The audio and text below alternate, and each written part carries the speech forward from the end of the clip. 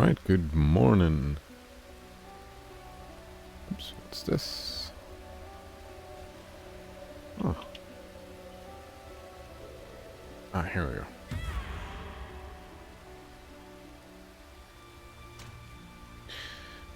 We are back for some more Path of Exiling. Early today again, which is fine. We are getting closer and closer to red maps, I suppose. I don't even know if I can do red maps yet. The yellow maps has been working out just fine so far. I mean, we had that boss that piety here somewhere really fucked us over, but other than that, we were fine. We were fine.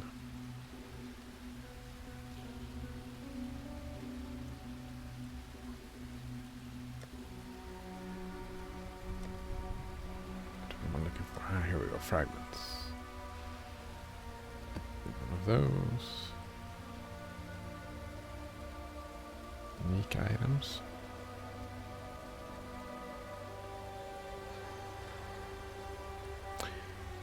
Oh right, I was down in the mine running around. Let's do this map first, I guess.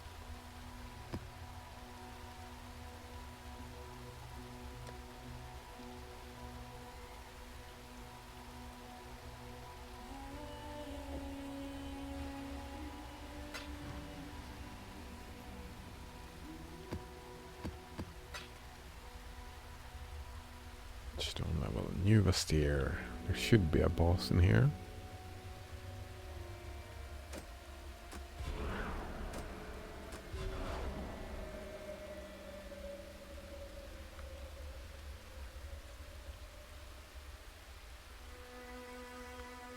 Additional warbands, sure. And Zana. Map tier is too low. Map tier 9. Still no bosses, eh?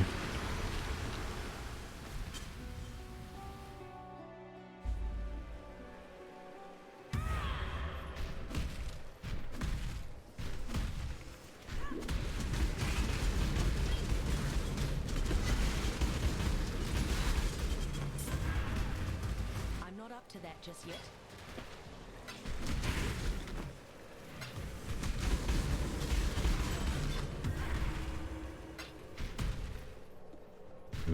Looking through other games play, because I'm getting to that spot when I'm starting to feel a little bit done with Path of Exile. I see the end of the light of the tunnel. The light in the end of the tunnel? I don't know. I don't think that metaphor works. I'm seeing the end of the league. And it looks like, I think, BioShock is the next game. I haven't played any of the BioShock games. I have them in my Steam library, but I've never played them. So hopefully they will work just fine. Maybe I'll have to fiddle some with it, but I mean, some fiddling has never hurt anyone.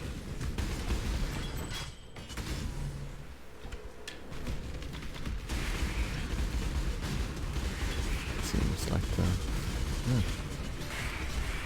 it's quite interesting. I think I'll finish both games playing right now at very samey time. Not the exact same time, but it's gonna be fairly close.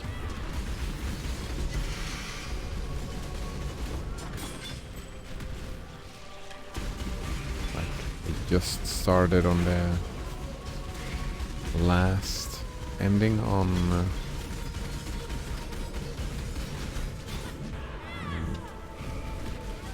what's it called?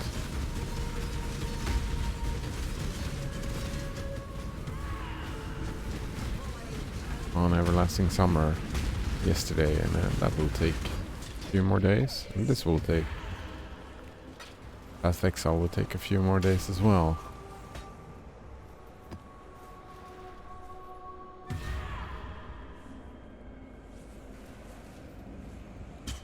lot of tricorns. Actually, let me... It's annoying that those shows up all the time. Oh.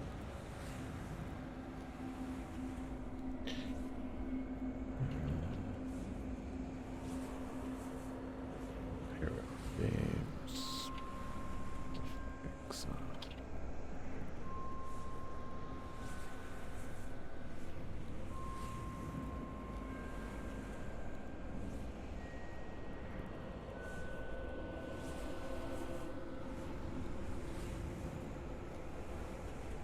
Got this long thing here with tricorn and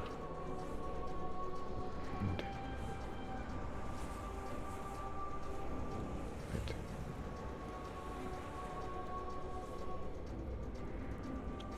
Good. I think that'll be fine. I'm not up to that just yet.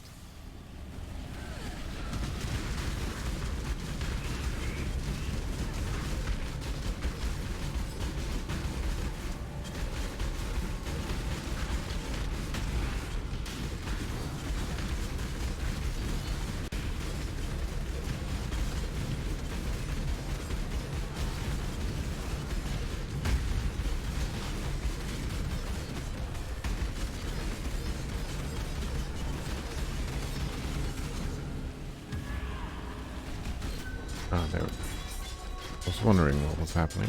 Oh. More flesh rippers. I've been so into... Maybe I should remove the flesh ripper as well.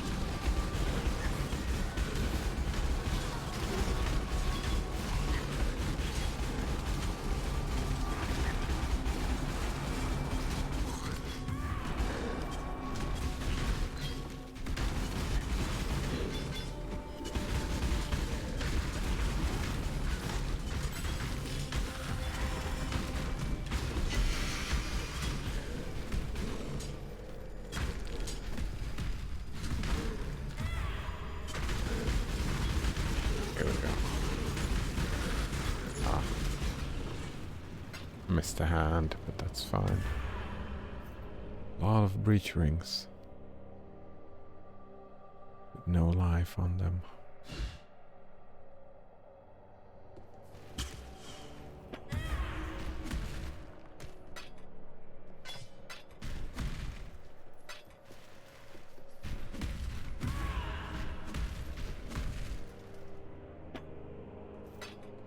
That would only slow me down.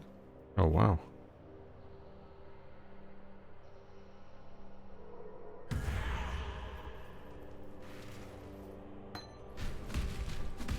Wait, what was that?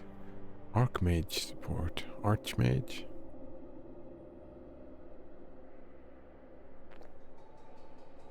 Support spells, skills that deal damage with hits and have mana costs. Oh.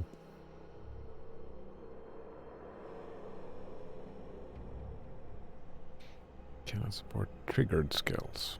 Alright. Or skills used by totems. Or traps or mines. Increased mana cost. Added lightning.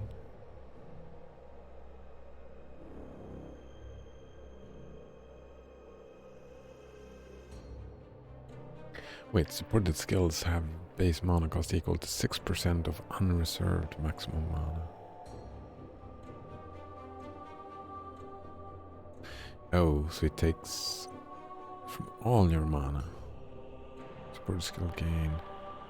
Added lightning equal to 70% of mana cost. If mana cost is not higher than the maximum that you could spend.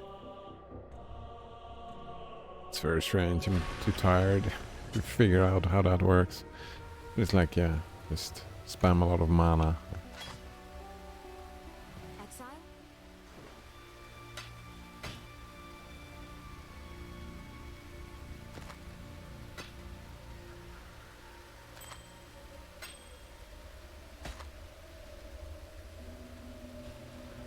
Ooh, two hand, and... Oh, look at that. That is a good jewel.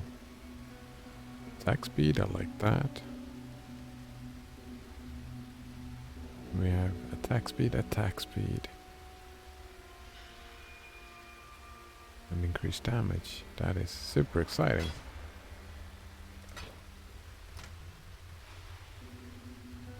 I thought I already had that one, I didn't.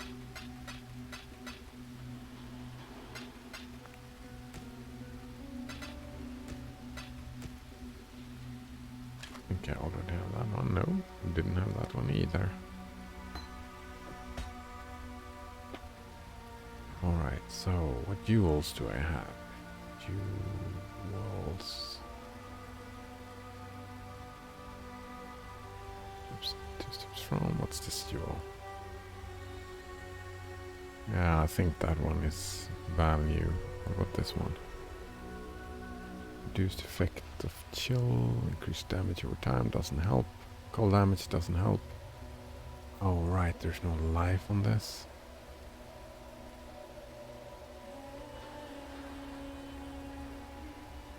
Crafting life on it would be great.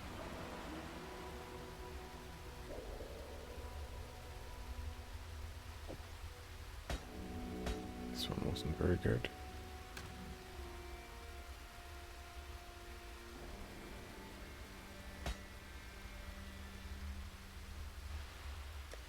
We have that exciting one here somewhere, right? Yeah. Corrupted blood.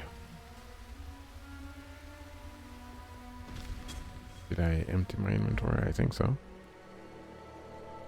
Yes.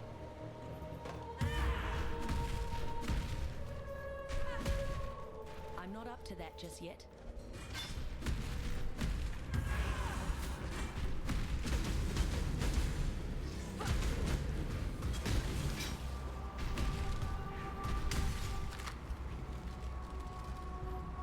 Didn't see any reflect, so it should be fine.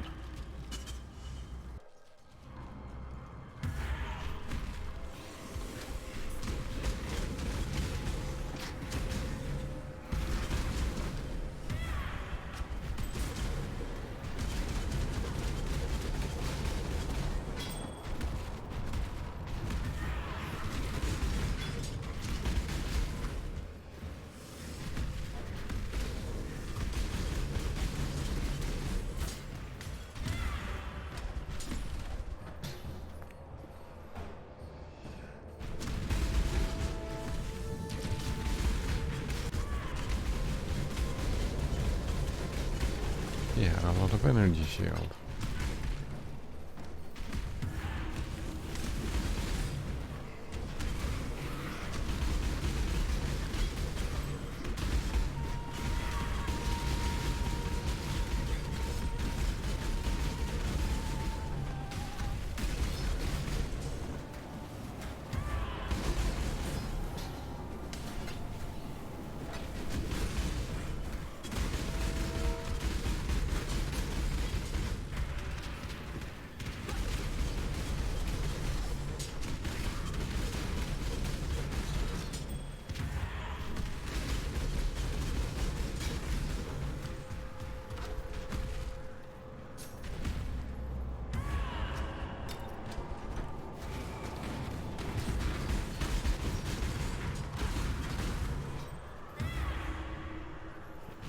Already checked that out.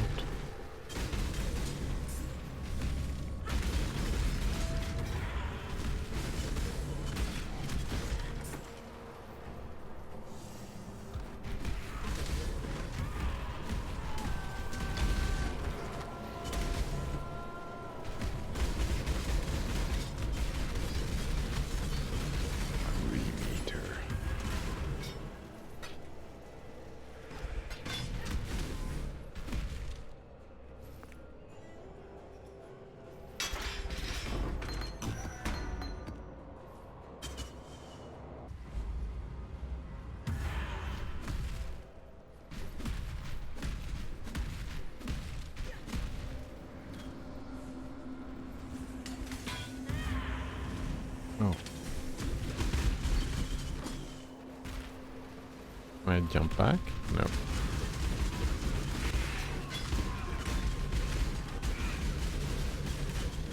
I'm not up to that just yet. Oh, I could walk. No. Oh, I could jump back. Nice.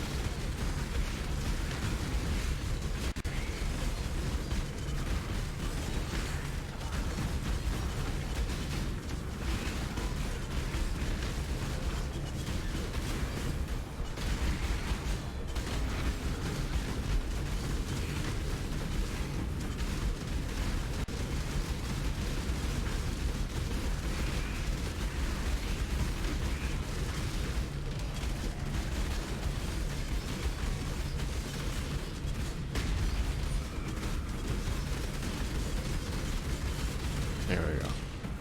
That's the attack speed we'd like to see.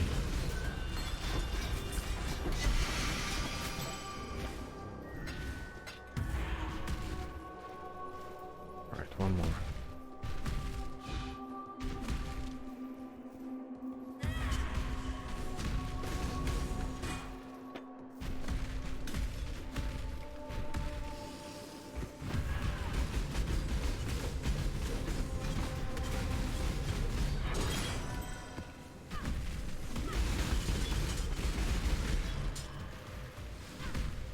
I haven't even seen Zana yet. Nice.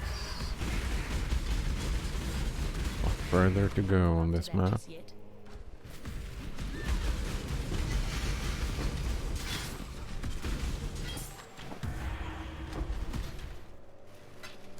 Filled my inventory twice already. A lot of trash, I suppose, but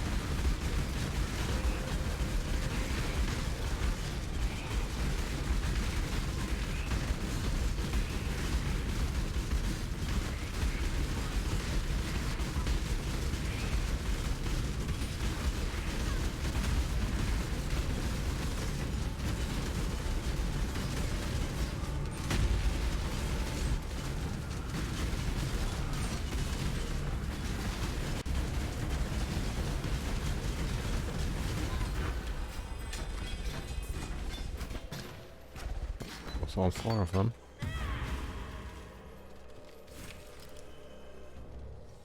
Oops, I'm on fire. No, not on fire. Oh, physical attack damage leads to life, eh? And energy shield, that's boring.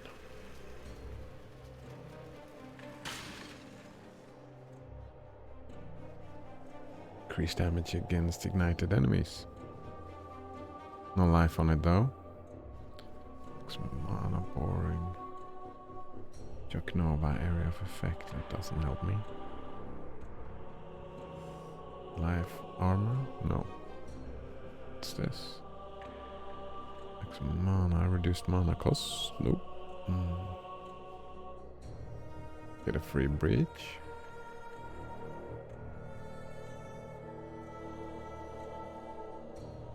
No.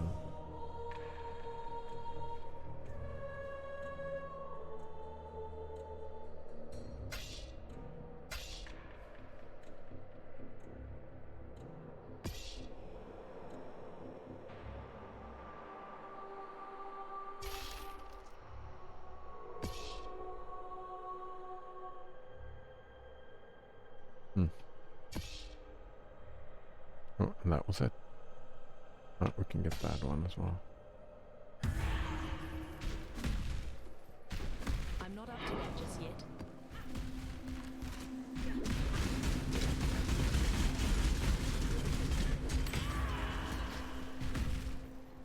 Still same.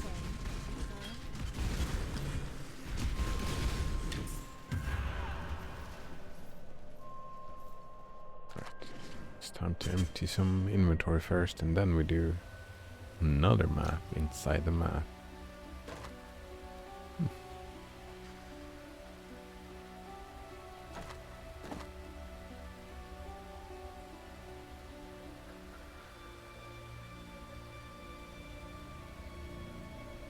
Level 30 generosity. Whew.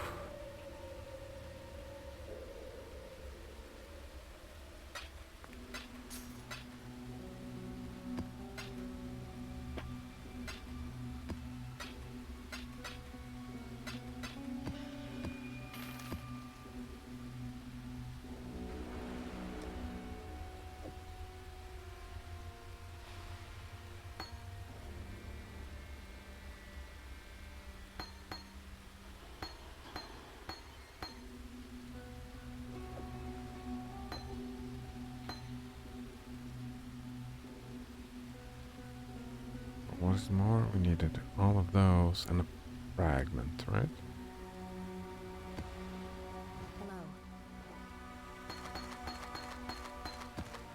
Hello. No?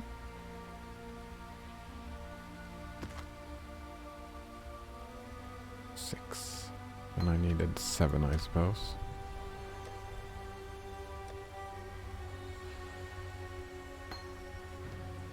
Cool winds. Here we go, 7. So I made these too short. There we go.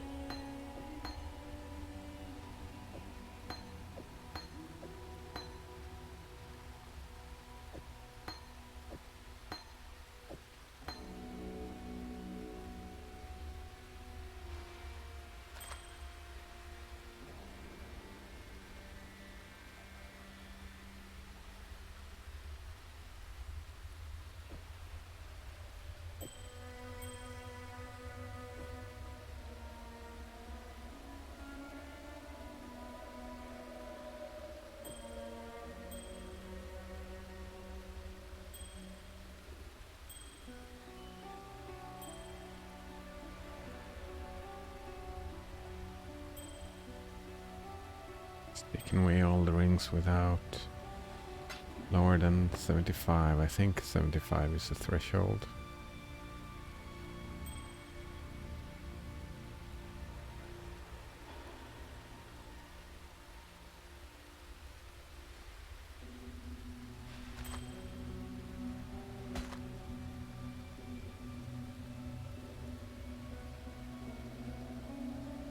Salah. Oops.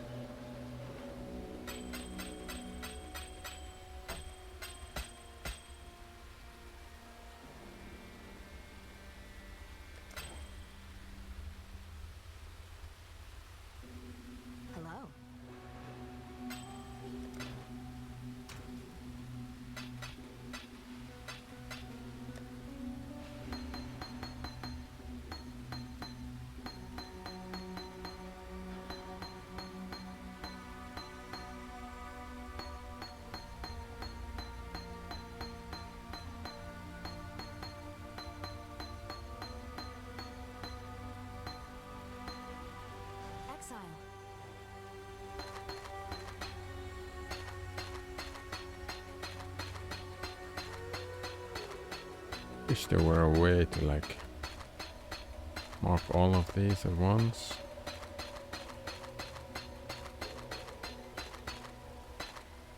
Maybe there is. I just don't know about it.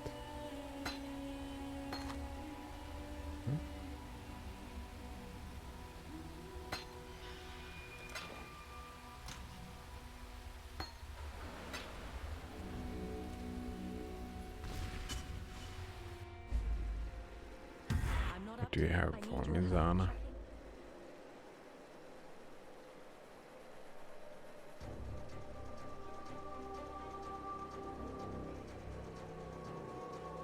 The Abyss. It's a blue map though.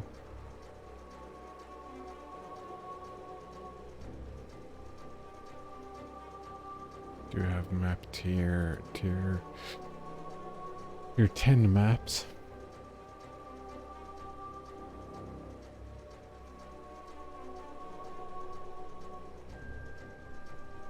Don't like standing stones.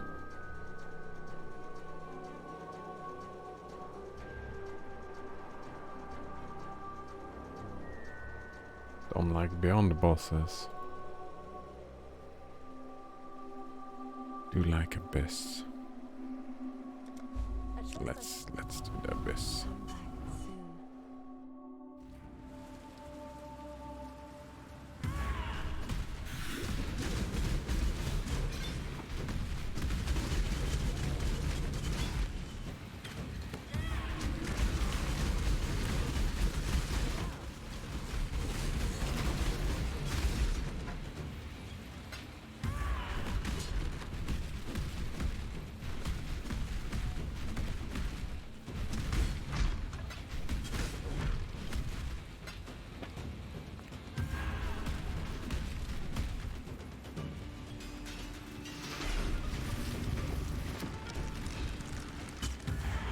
Yeah, I think this is probably gonna spread out, don't you think?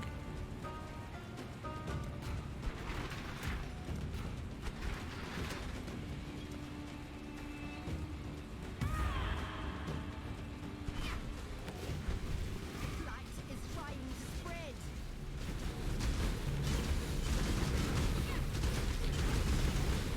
Spread is fine.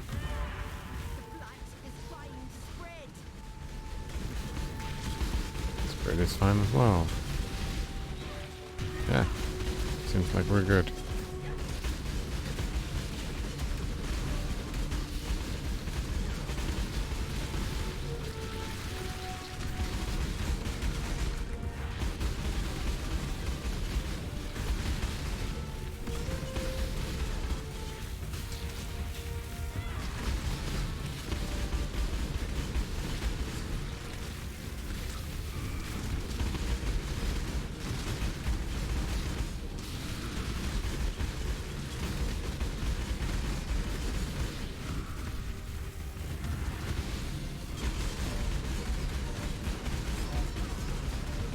I'm not up to that just yet.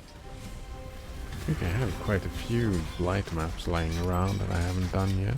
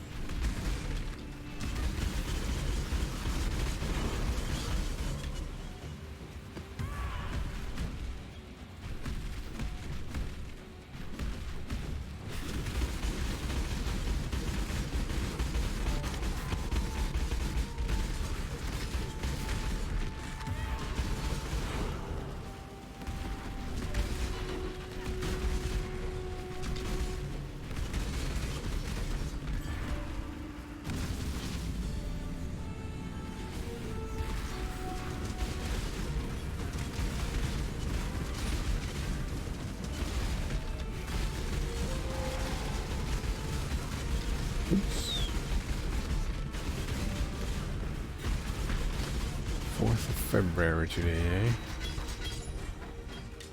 I think there should be a new game. Pretty epic game. Maybe.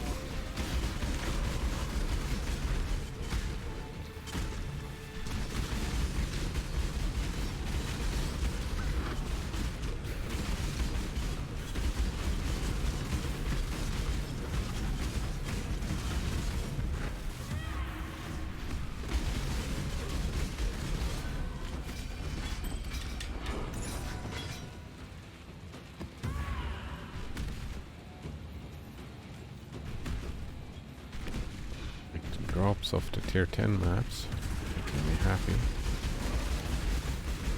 I'm not up to that just yet.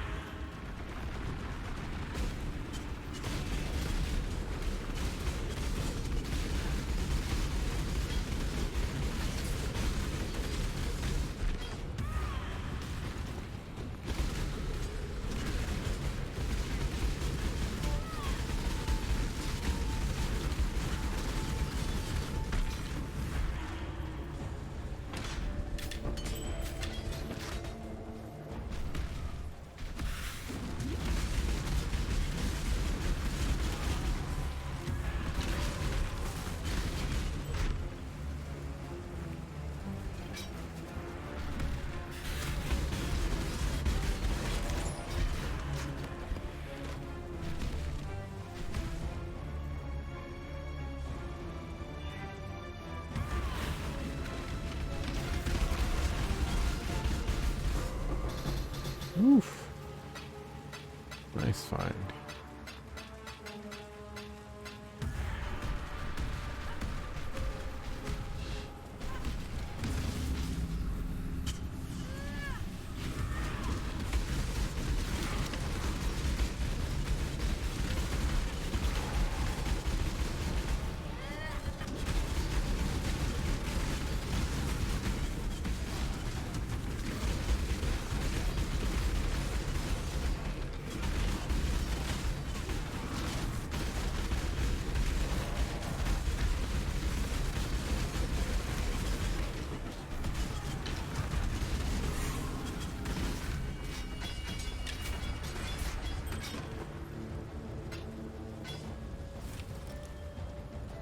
Nope.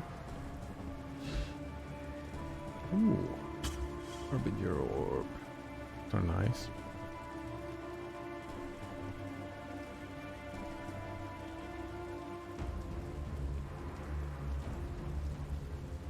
Crown of Ice. Belly of the Beast. Beast? Is that an axe? Seems like an axe. Create a map.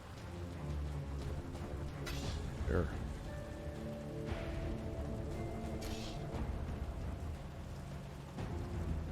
Double mailed item. Why not?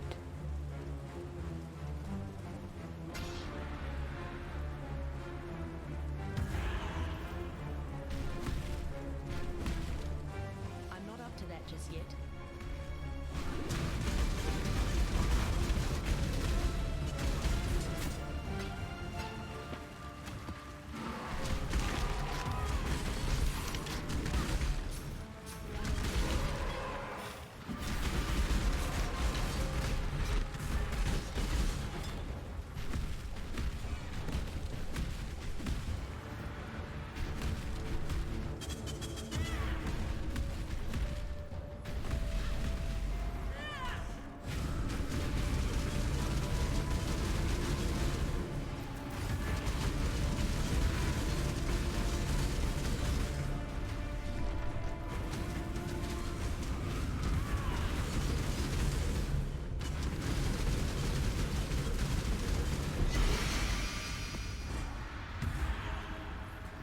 was it, right? All of them?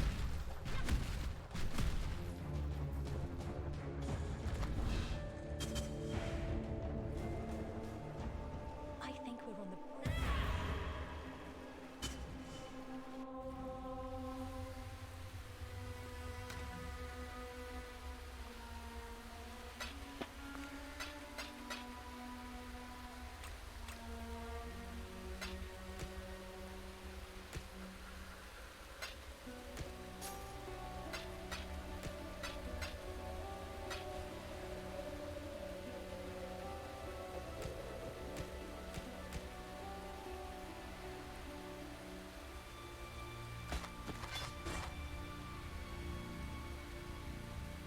Hmm.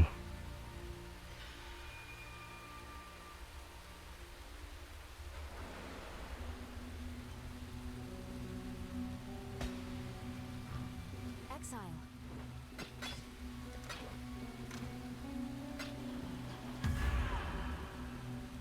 Welcome.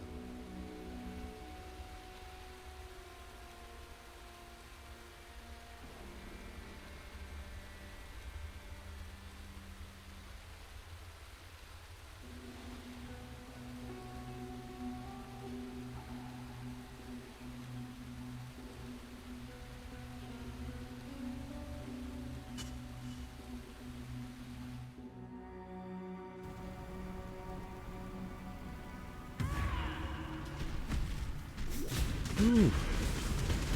Slicing dice.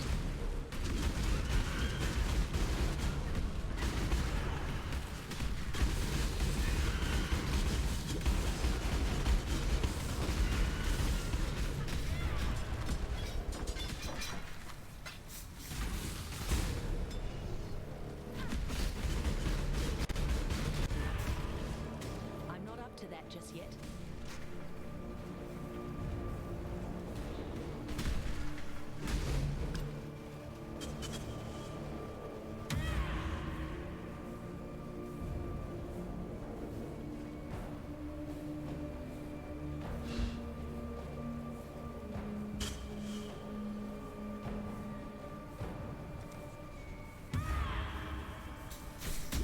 Now you get out, eh?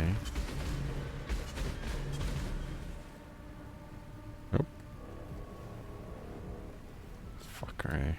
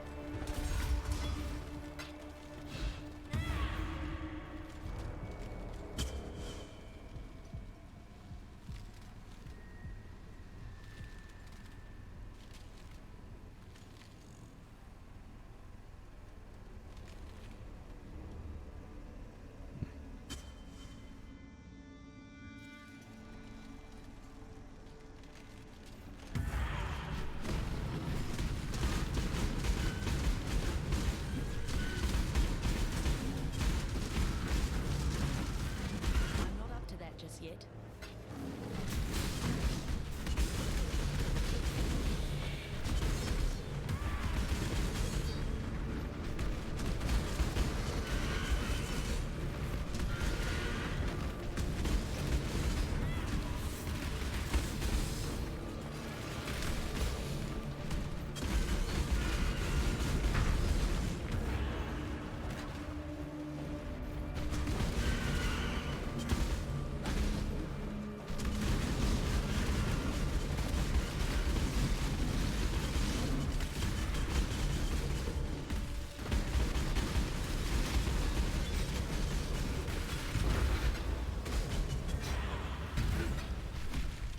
Close one.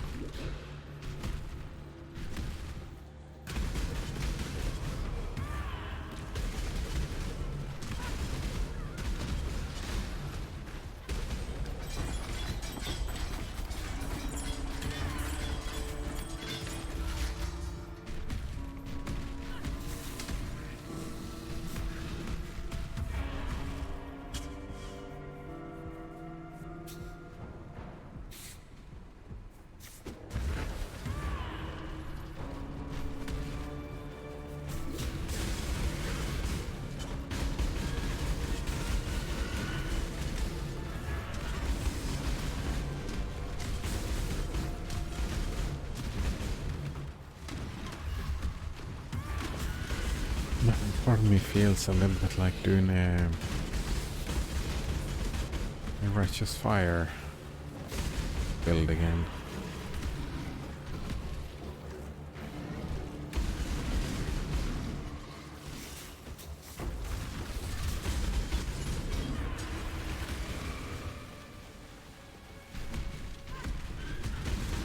That Cyclone, Righteous Fire thing.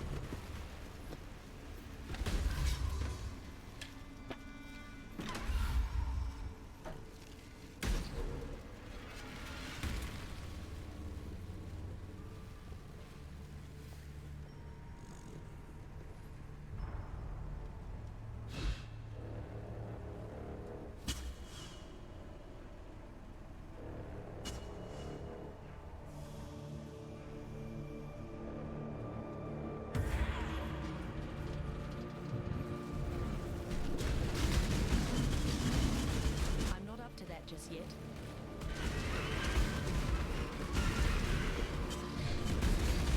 I put you out of your misery.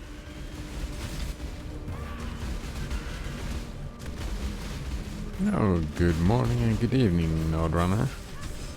Nodrunner shows up and says, "Hi, I'm new." Very nice. New in what? Or who? Or when? How are you doing today?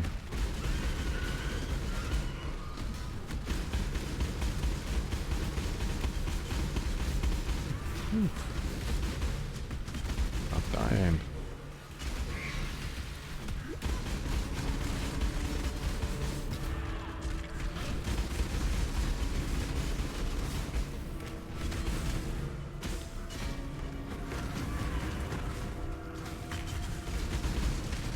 Burn this nest.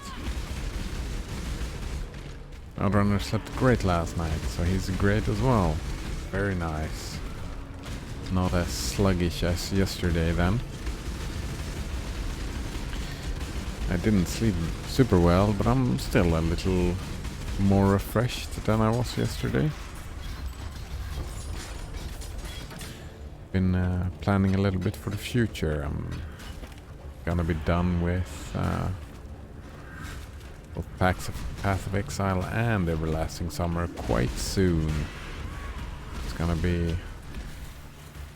feels like it's getting to that time, you know? Just a more couple of days.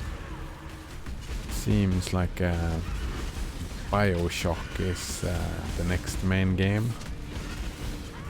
Looking forward to that. I've heard a lot of people liking BioShock, and I haven't really played them before.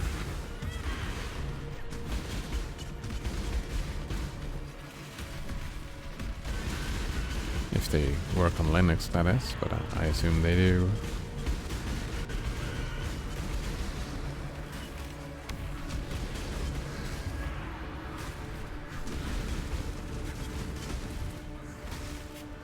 And another visual novel called Burning Memory. Also seems like it's gonna be a fun time. Nodrunner says that he's not a big fan. It's a decent game series. Decent. Yeah, I tried it like once, like the first game, some time ago, and it's usually first-person shooters are not my favorite. Again, I have like the motivation to go through them at least. Last time I bounced off a little bit, but I mean, that happens.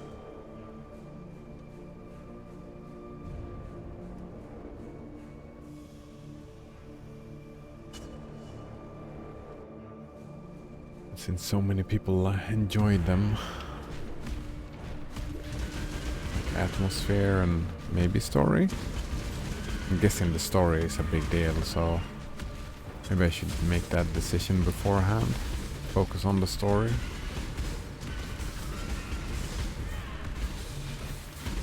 Like this game. This game probably has a great story, but I'm not really focusing on it. I don't know the story. I will play this game a lot. And the lore and stuff, I'm not really... So maybe that's a good idea. Like, Nodrunner says that he does like first-person shooters, but don't like the modern linear design.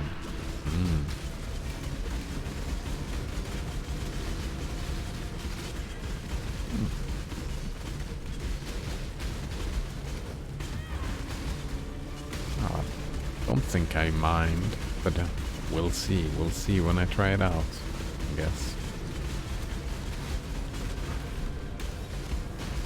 Here, design. Oof, that hurt. And I lost my train of thought. That happens. Couldn't have been important day.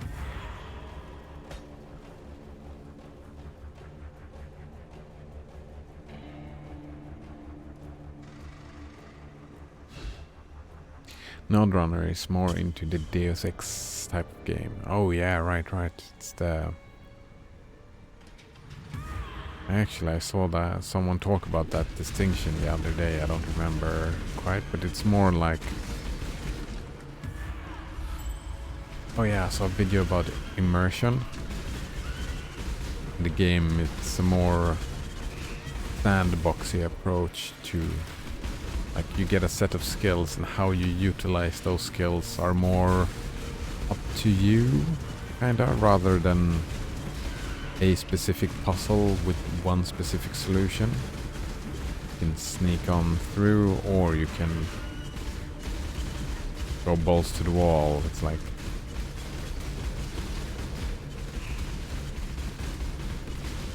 Spend more time to develop the world and make the world its own living thing, and you're just part of it instead of it's like the difference between theme parky games and sandboxy games, right? Oops, that's the wrong button.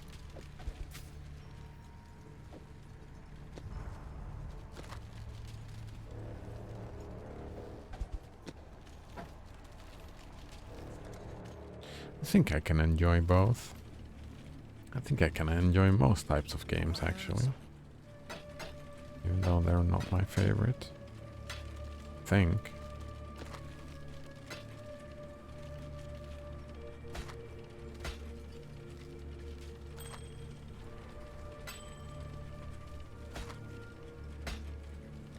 My absolute favorite is like building games. Yeah. Building games.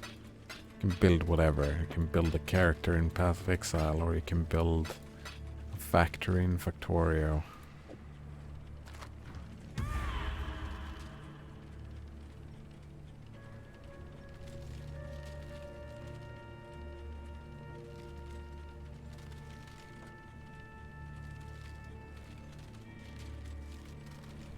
Wonder if this wall thing here means that I have to go from here. I don't know. Nodran has a good point here. He says people called it kinda sandbox, but it's not really a sandbox like Minecraft. No, indeed not. It's not a sandbox like Minecraft. More like a predefined set of systems that a player can use however they want. I mean, you get a degree of freedom and creativity.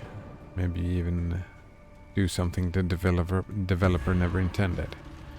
Yeah, it's like that's kind of the why people call it sandboxing, I think, because the developer has the attitude that, well, we build the world and we give you tools. What you do with these are up to, oh wow, that was a crash.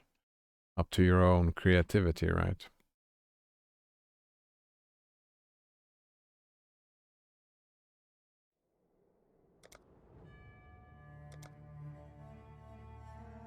I guess that's why it gets compared to sandbox games, because it is kind of like, even though it has, I'm guessing that Deus Ex, I haven't played the games myself, but they are story rich, like there is a story. There is some type of linearity to it, I guess. All the levels themselves, how you approach them, there is a lot of creativity there. And you have a predefined goal, I suppose. Go from point A to point B. Just within... Nodran says, yep, there's a story. How you get from point A to point B is very much up to you as the player.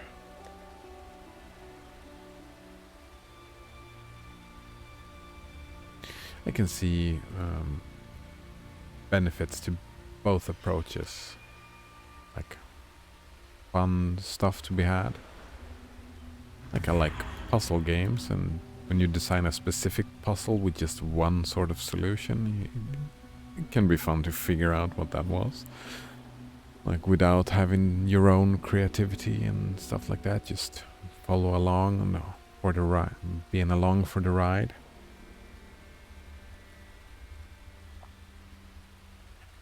Can see the enjoyment of that ride as well as the expressing yourself creatively.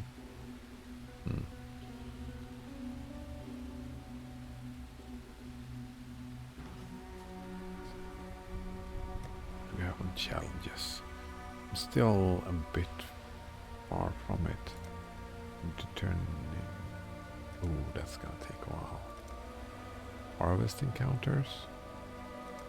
That's just luck. Ritual base types. Node Runner likes it when games let you make choices.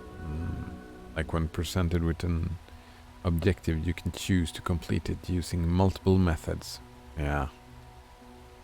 Or don't even do it at all. Maybe there's wider effects that it can have on the world. You can affect the world with your choices.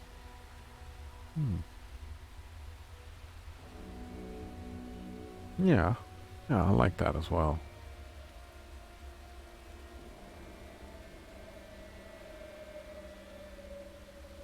You like this game then, I suppose. There are so many choices.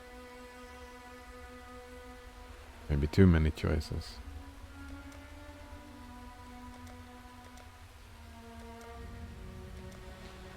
How many challenges do I have? What do we get here? Ritual character effect. I'm at 15 and we need 24. I would need to finish 9 more. Like this probably won't happen. Node Runner says a lot of games today have the illusion of choice. Yep. But really the outcome is all the same. Indeed. See Cyberpunk, which does not have branching paths that people expected. Oh, I didn't know that. I thought Cyberpunk would have branching paths. Well, I mean, it depends on, like... Witcher 3, I mean, it had like different endings for all the characters, but it didn't really change the world a lot. Your actions. I mean, they had a dynamic world that made like... Not story-wise, I don't think. Like the Red Baron had different endings, but it didn't really change how the world operated. I mean, changing how the game world operates, that's kinda... You kinda need linearity. I mean, you can have a couple of choices, but like building... I mean, it becomes building multiple worlds. That takes a lot of work, I guess, and a lot of people don't want to do that.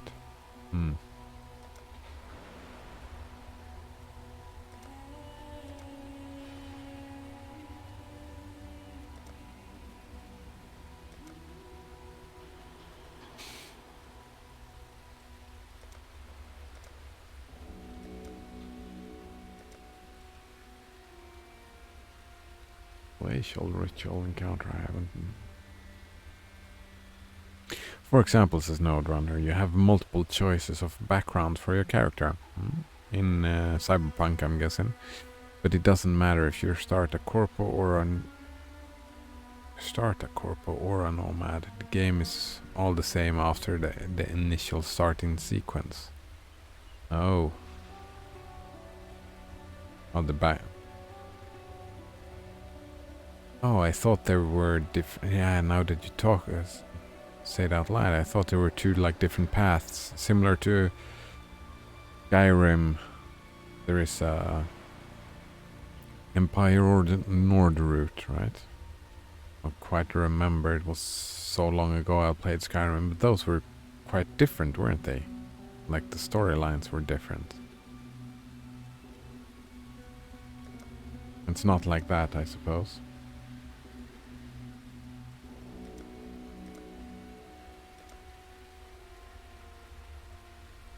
Yeah, I won't finish those challenges, so instead we just go with the highest maps, I think, for a while now.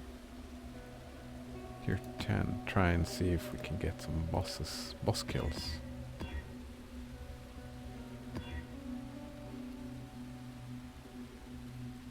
Between the bosses, eh?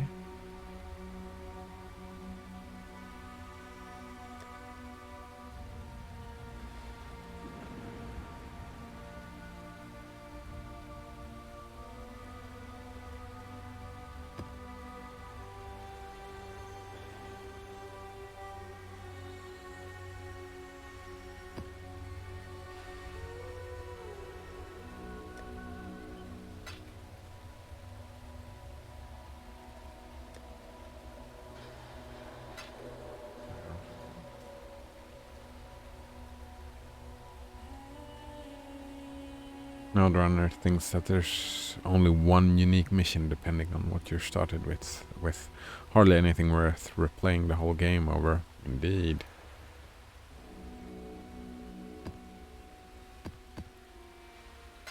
Stone is too low.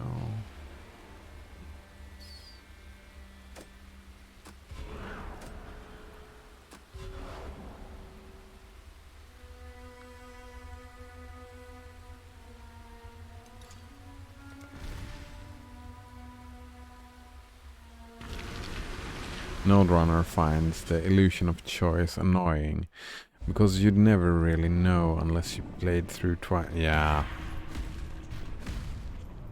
Well, I'm not up to that Nowadays you can now. Like you can just Google and ask how much difference are there in the game. You can ask Google. Or, well, not Google, I suppose. I'm guessing we're similar in there, using different search engines. Yeah, we did talk about that the other day, I think. Neither of us... Was it you who de-googled? Managed to get de-google completely? Pretty sure that was you who said that.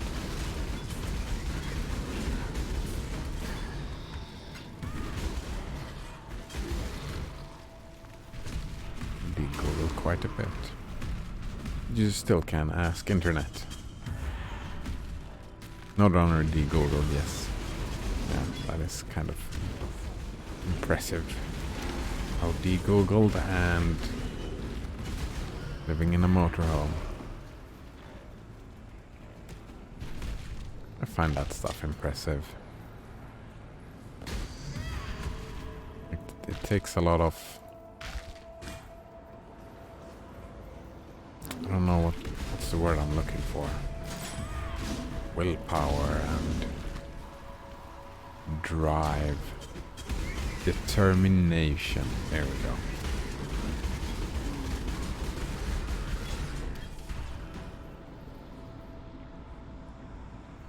I could use a hand now. Oh, unique. Oh, I've got unique maps as well that I haven't done.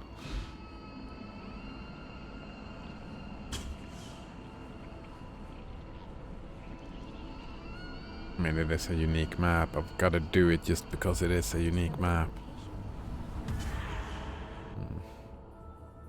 It is easy, says Nodrunner when making decisions. Just choose whatever path gives you more freedom and independence. Well, don't sell yourself short, man.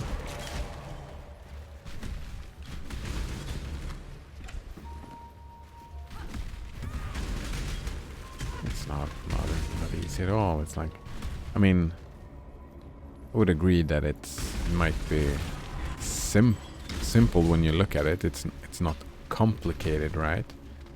Just because it's not complicated doesn't mean it's easy. Like when I quit tobacco. I mean, it's simple. Just don't do it. Super simple. Music in here. But it was not easy, let me tell you that. Simple but not easy. I'm not up to that. Do you agree with that distinction?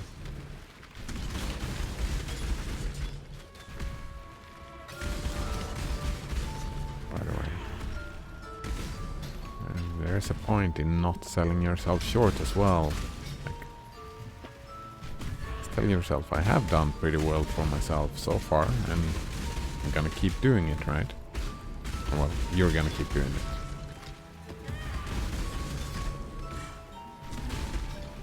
Choose whatever path give you more freedom and independence.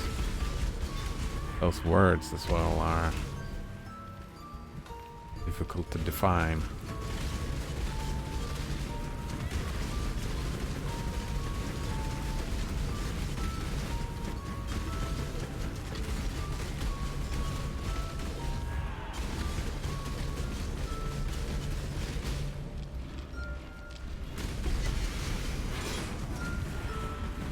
And they're dead.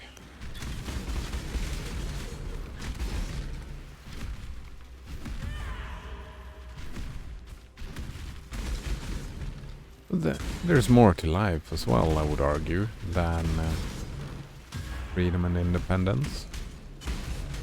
Like we have other needs.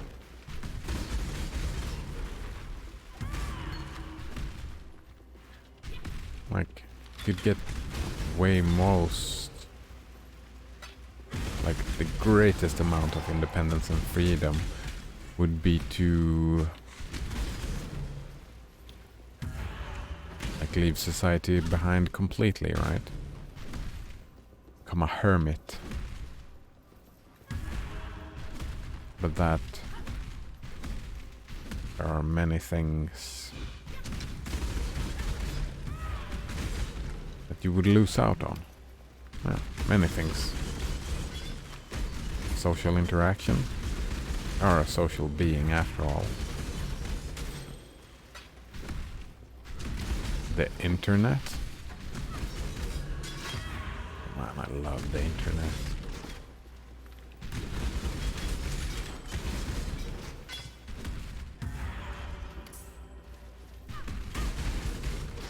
I mean, even if it's simple to live without it, I wouldn't want to. That's not true, says Nodrunner. Says that society might enable you to do things you wouldn't be able to otherwise. It's part of the calculation.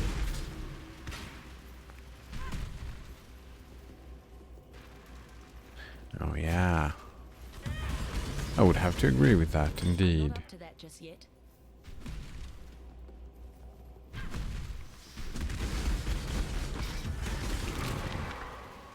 Yeah, it's like I said, it's difficult to really put down a definition of freedom and independence.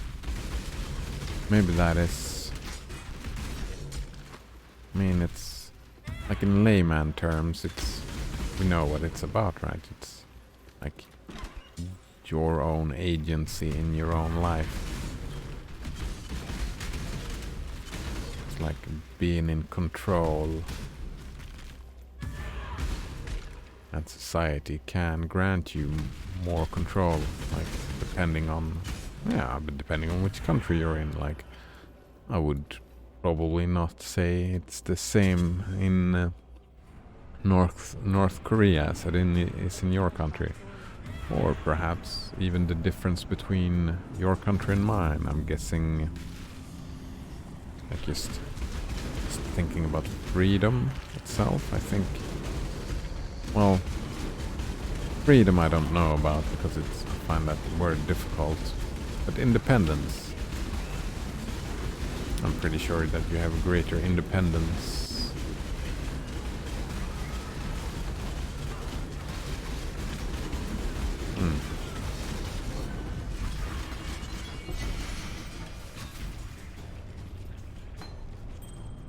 Yeah, but wouldn't you agree that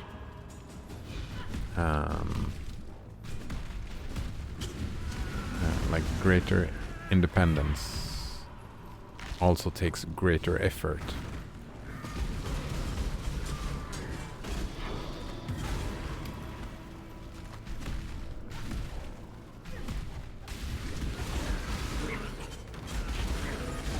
Like society might, like there might be a store that sells you food, so you don't have to grow and hunt your own.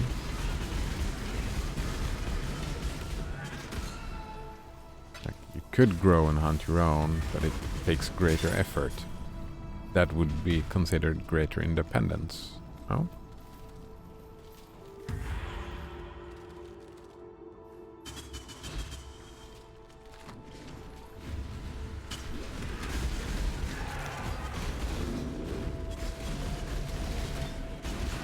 Where does one draw the line? What is freedom and independence and what is not?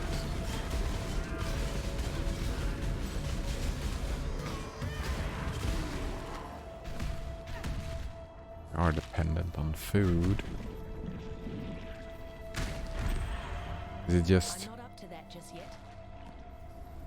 Maybe it's just a matter of time. Like, what do you spend your time with doing? How much of that time do you, like... How much of the time do you spend on doing something based on your wishes? Your control, like, this is something I want to do, for example. Yeah, like streaming. How much time, for me, how much time do I spend streaming? And how much time do I spend working on other stuff that I don't really want to do, but I have to do? Is that how you would measure freedom and independence.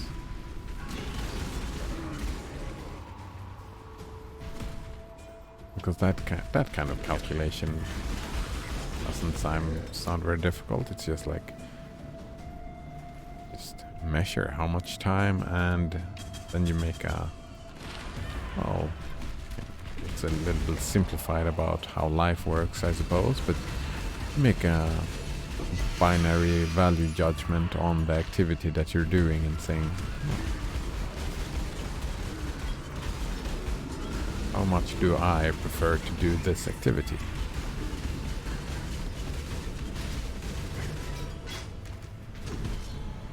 And then I understand your calculation. Like, for example, having a washing machine that will do the dishes for you, spend less time doing the dishes, and assuming that, since I don't like doing the dishes, you might have noticed, but assuming that one doesn't like to do the dishes, then a washing machine, dishwasher they're called, the washing machine as well, washing my clothes, I don't like doing that either. But both of those things works in the example, I guess. But both of them increase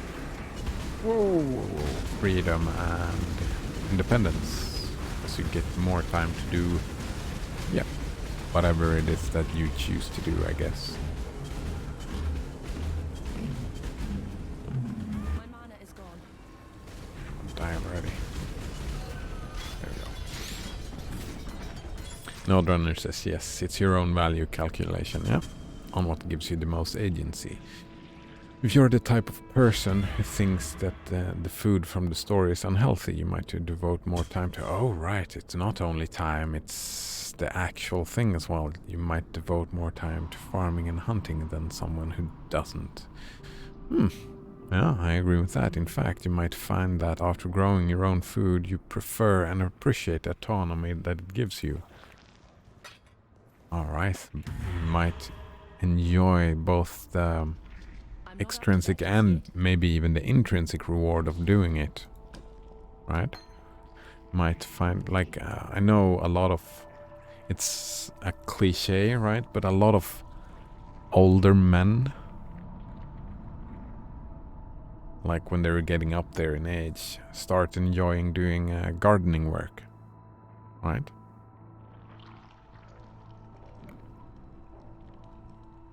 Growing tomatoes and I don't know whatnot, you know, just growing stuff.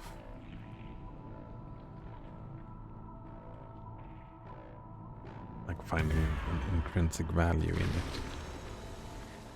Yeah, I like that way of thinking. Blessings.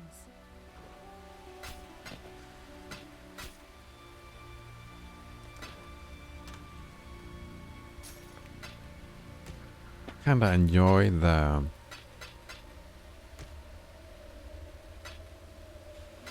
simplicity of it as well.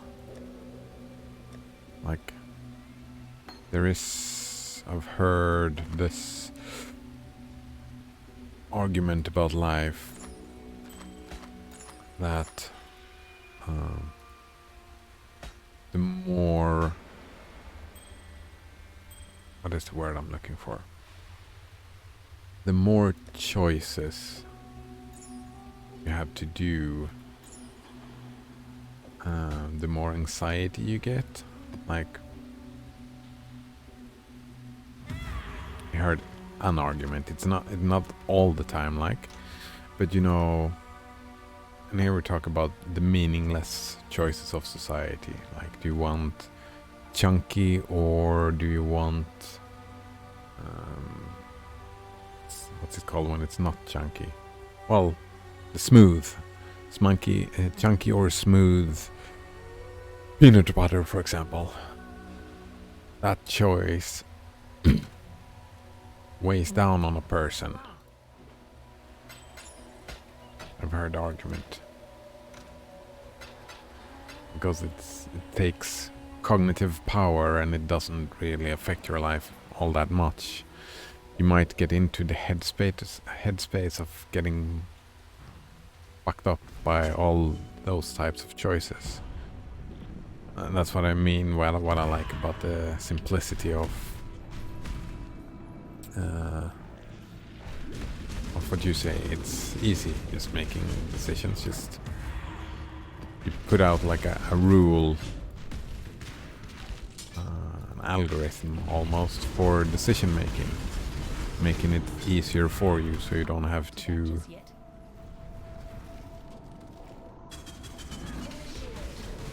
like fight yourself over what to do. Oh no, not this boss again.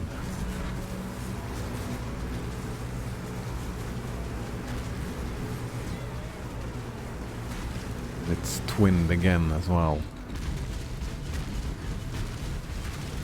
Shit.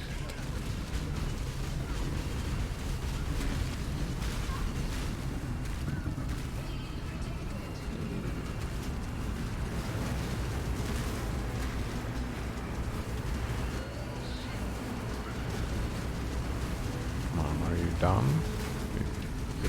Be done. Oh, one down. Come on, two down. Whew. I didn't die. Didn't die.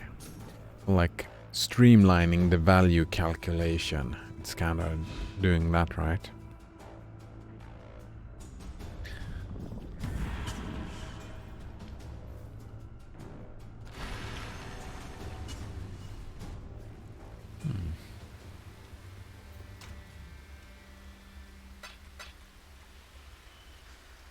Tier 3 map from in there? That was the cheapest.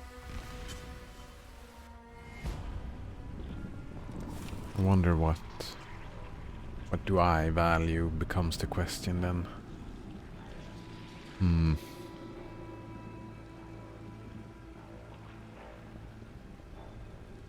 That becomes the crux, right? If you don't know, if you're not 30 increased movement speed, yeah, let's build those boots. Like if you're unsure of your value judgments, like for you it's freedom and independence is your value judgment and approach to life, right?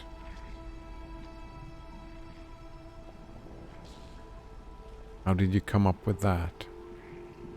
Just introspection or just fit your personality perfectly?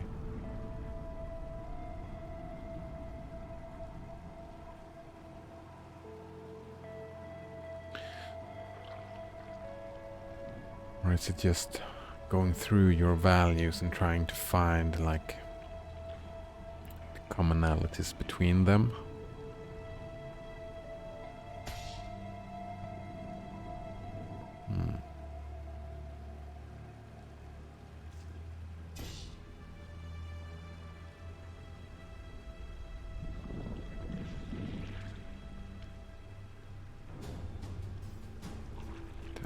Seems quite low, right?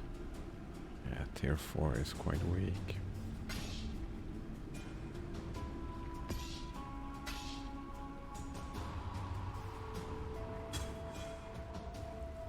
Nodrunner also finds that he appreciates simple non-electric tools, like a spinning wheel. There's something beautiful about it. Yeah, handiwork. I feel similar to you in that regard. However, I also get bored. I'm fucking like really bored. I can have fun time for yeah, how long can I have fun time? Like it's there is a threshold somewhere. Like I can enjoy like a spinning wheel. What do you do with the spinning wheel again? Is that thread? Are you doing a thread with the spinning wheel? Thread? Can you make cloth with the spinning wheel?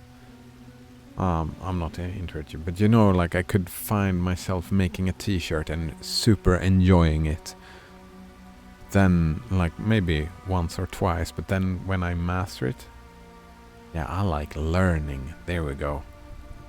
I like to learn stuff. When I've learned to do it and then just doing it over and over and over again, that I get bored and I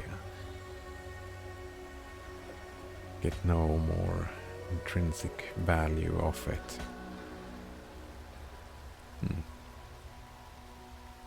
Node often considered a duality between his fascination with computers and appreciation of old-fashioned tools. I'm not so sure that there is a duality there, because I'm the same way. I'm pretty sure that when you have a vested interest in computers, you learn about the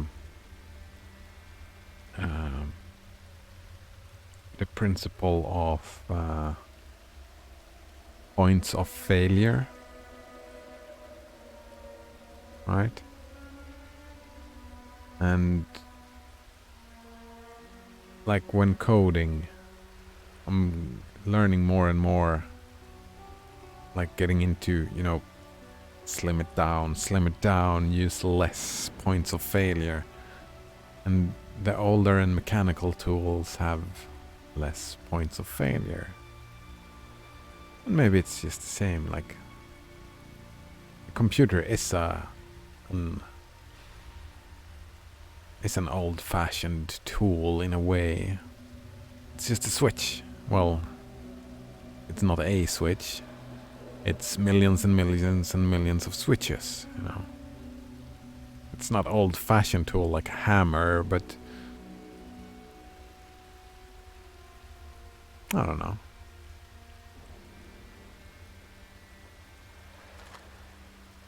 I would agree with you that there is a difference between a hammer and a computer, of course, but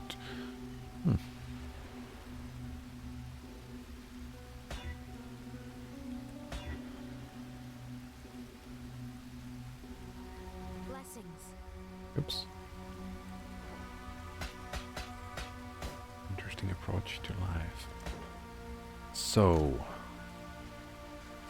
with your approach to life, like one part, like you put out freedom and independence. For me, learning would be like one of my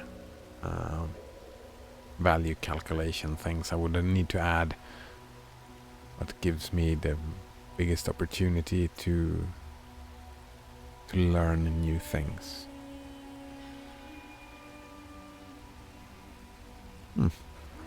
Something like that, perhaps.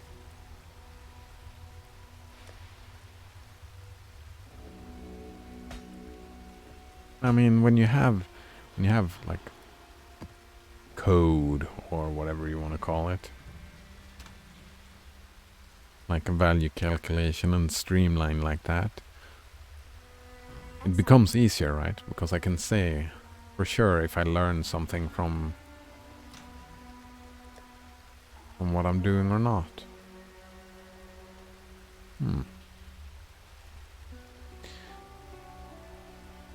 Learning is a tool for achieving freedom and independence, right? Says Node.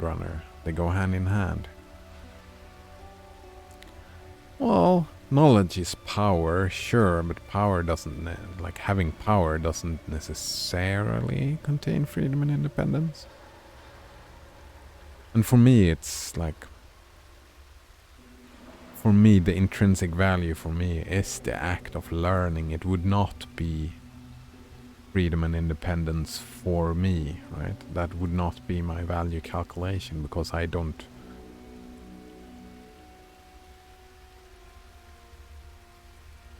I see that learning can be, like knowledge can be used for freedom and independence, but I mean, not necessarily. I can use my knowledge to end up in a very narrow life situation as well. Like, if I know something that no one else knows, well, like say if I'm learning programming, for example, that can also be considered locking myself into being a programmer in the future, perhaps. Like, maybe I could even decide, well, choose the path of the programmer, the learning programmer. I would still get lose freedom and independence. Like, I could have a path that I would value, but that path would not necessarily be a path of freedom and independence.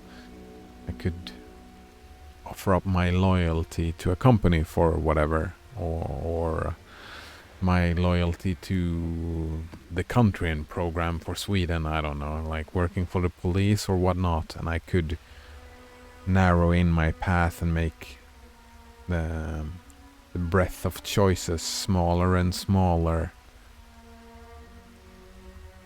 So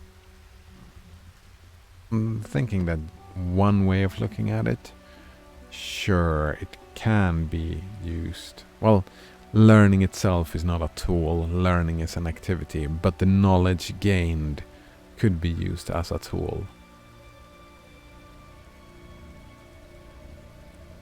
And it's not, for me, it's not I don't care if it's not about the tool, it's not about the knowledge. I think it's about the learning. Like right now, I'm having a great time just learning about your perspective on life and how you do your value calculation.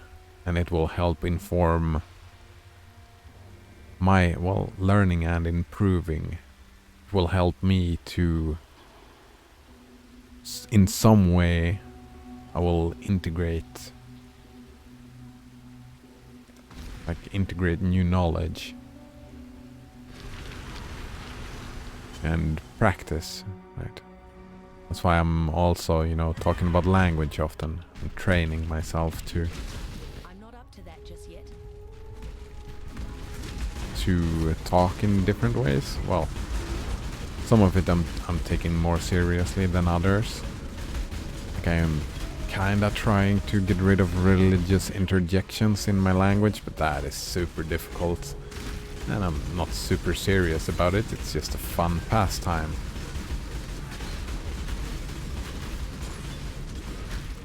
That's learning to control my own language, I guess.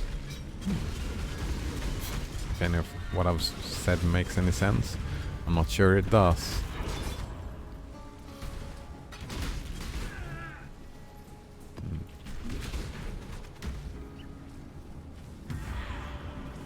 Node Runner says that anytime you walk down a path... Oh, hello, Banana Waffle Monkey, by the way.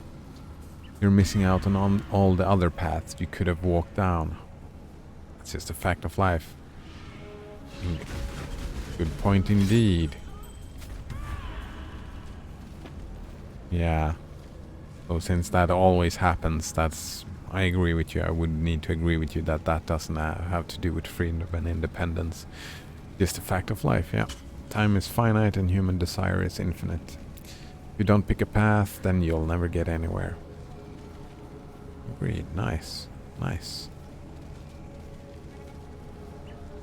Banana Waffle Monkey shows up and says the word library and the word liberty share their etymology. Fun fact. Also flex. Very nice, Banana Waffle Monkey. What does lib mean? To continue your flex, I want to know what is the lib?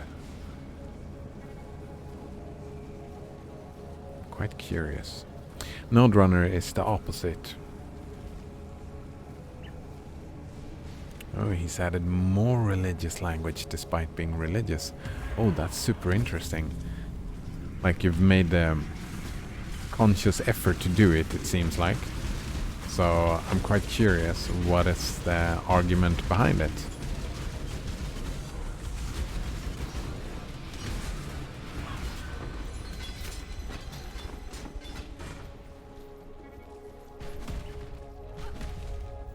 Root is Liber. That's Banana Waffle Monkey.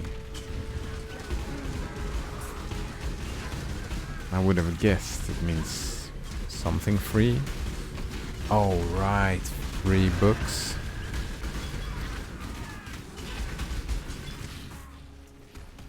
And free life, I guess. I don't know what T means. Liberty.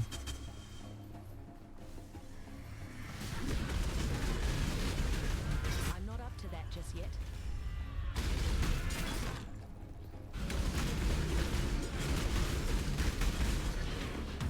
I do like Libre stuff. Not quite yet gonna start doing GNU Libre games, but will in the future. I'll start interjecting with them in between other games, I suppose. Meaning freedom or meaning book. Oh, Libre means both freedom and book. The word education comes from the preposition e and the root duck. Duck, duck, go. Meaning to lead away. As in lead away from ignorance.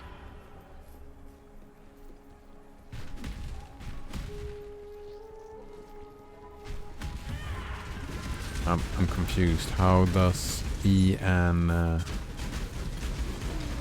how are they relevant to liberty? Liberty, library, education.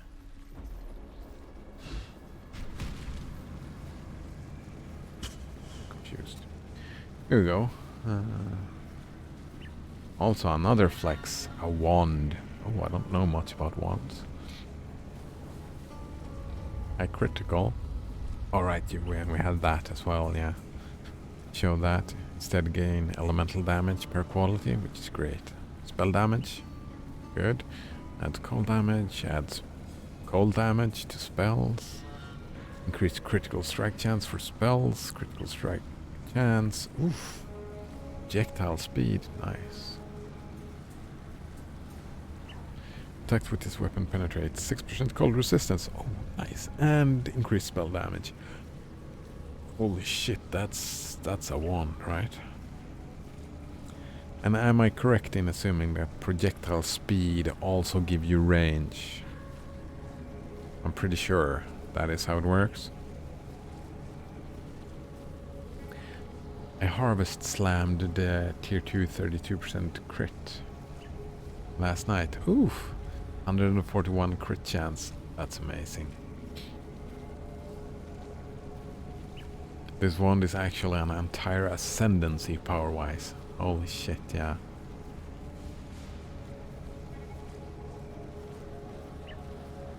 Very nice indeed.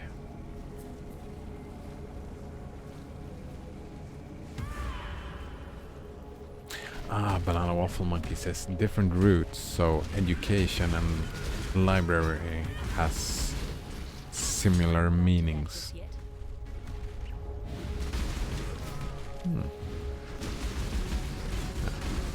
A book and education, that makes sense. They go hand in hand. You don't really do one without the other. Well, there are many types of education. So, you see why there is a distinction as well.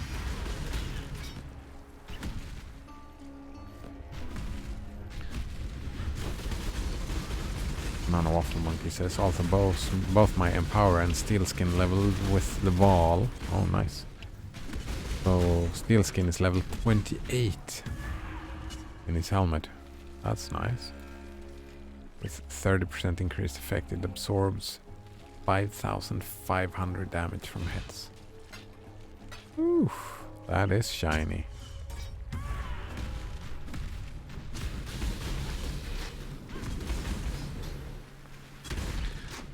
I'm actually still curious. I think Node Runner had to pop off or something. You guys know how I've been a little bit obsessed with Hume's Guillotine recently. Well, for a while now.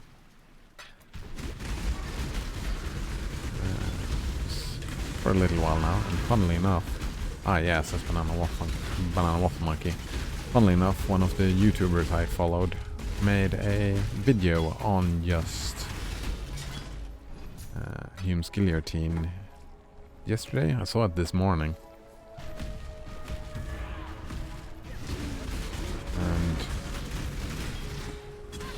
he had similar thoughts to just mine. So, like, his thoughts on Hume's guillotine, and there were no difference there, except he was talking about Sam Harris, if you know who that is. Probably. So Sam Harris has this, he is not an, oh man, what's it called? Moral relativist.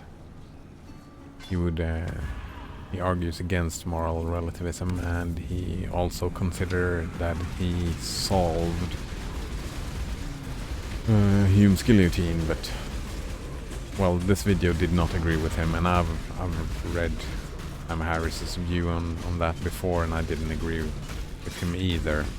That's not what I found interesting with the video. It was just like just brought into sharp view that, oh fuck, this is a filter bubble, this YouTube channel. But what I did find interesting was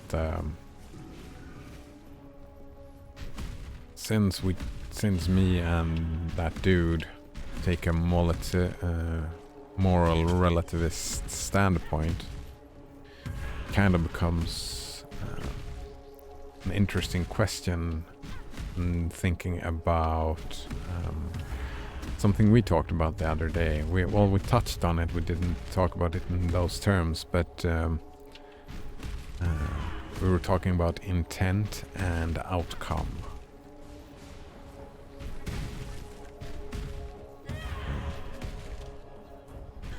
What's that called again? The question is usually framed in a certain way, where you justify the end, justify the means. There we go.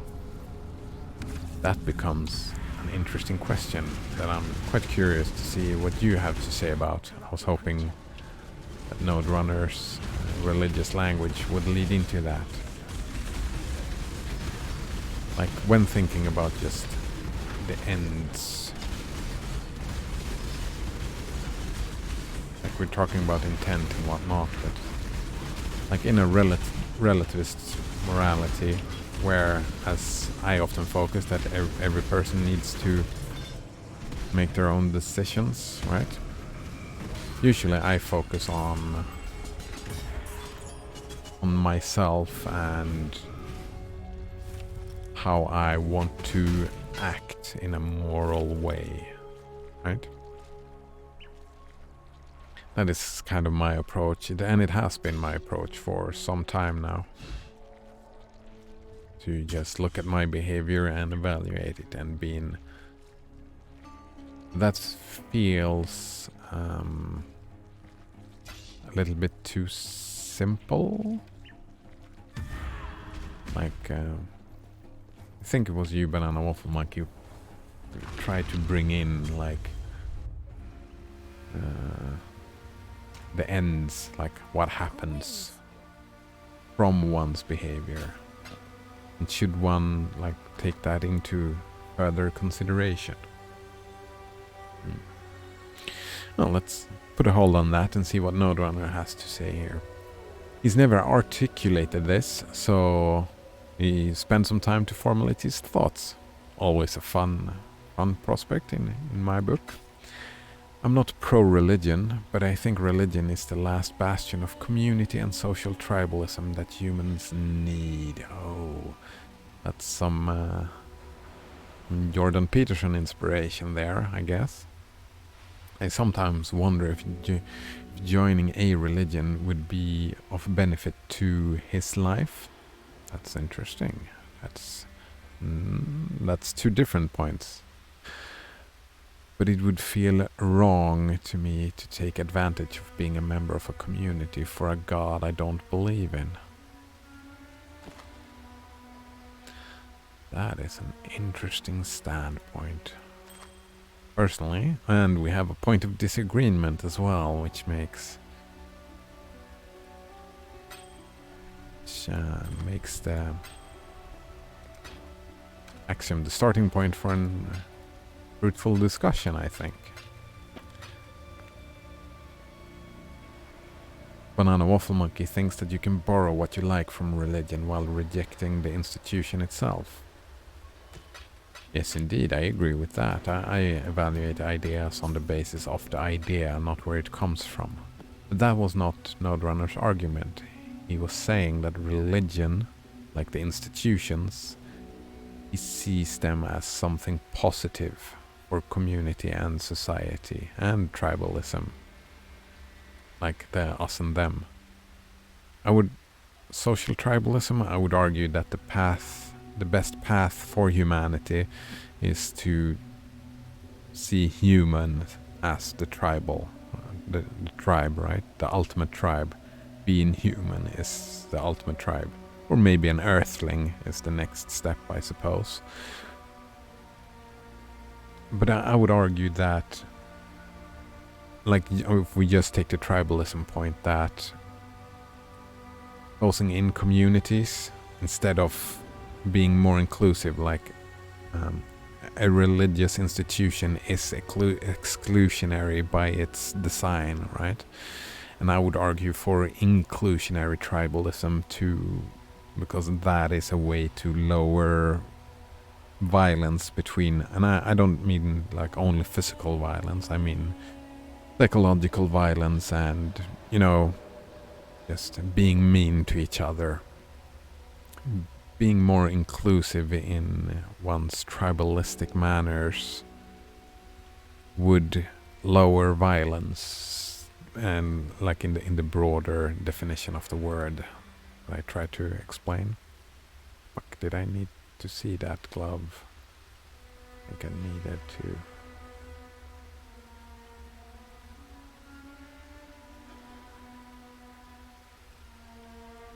Nope, I did not.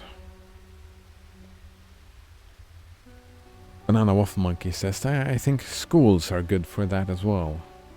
Yeah, or community. I agree. Like there are many non-conformal. No, what's that? Like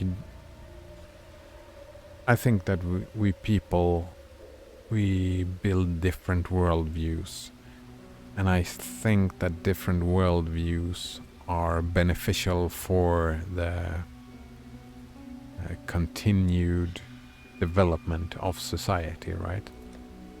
Therefore, I have issues with religious institutions. What kind of inclusive tribes exists in the modern age? Like, as I said, my end goal would be an inclusive tribe, and I would say like the tribe is humanity. Being human is the tribe. Right? That would be my goal to work towards. Like your thinking is kind of like being the tribe that, like, you haven't chosen any specific religion, but choosing a religion would be like strengthening that tribe, right? But then you have other tribes where you become you end up in a fundamental problem there, that you and that other tribe does not agree, right, with a worldview. That's the one problem with religion. Node Runner thinks that will not work. Don't think that will work. So, is that an argument? Human psychology prevents it. I don't understand why human psychology would prevent it. Like, I agree with you that we are tribalistic in our psychology. I'm just arguing for, like, we have had humanity in itself has had that trend going for it for a long while now, where we have been built bigger and bigger and bigger tribes, right? Like we have I don't know how it looked like history ages ago, but like we have the smallest tribe, which is the family, right?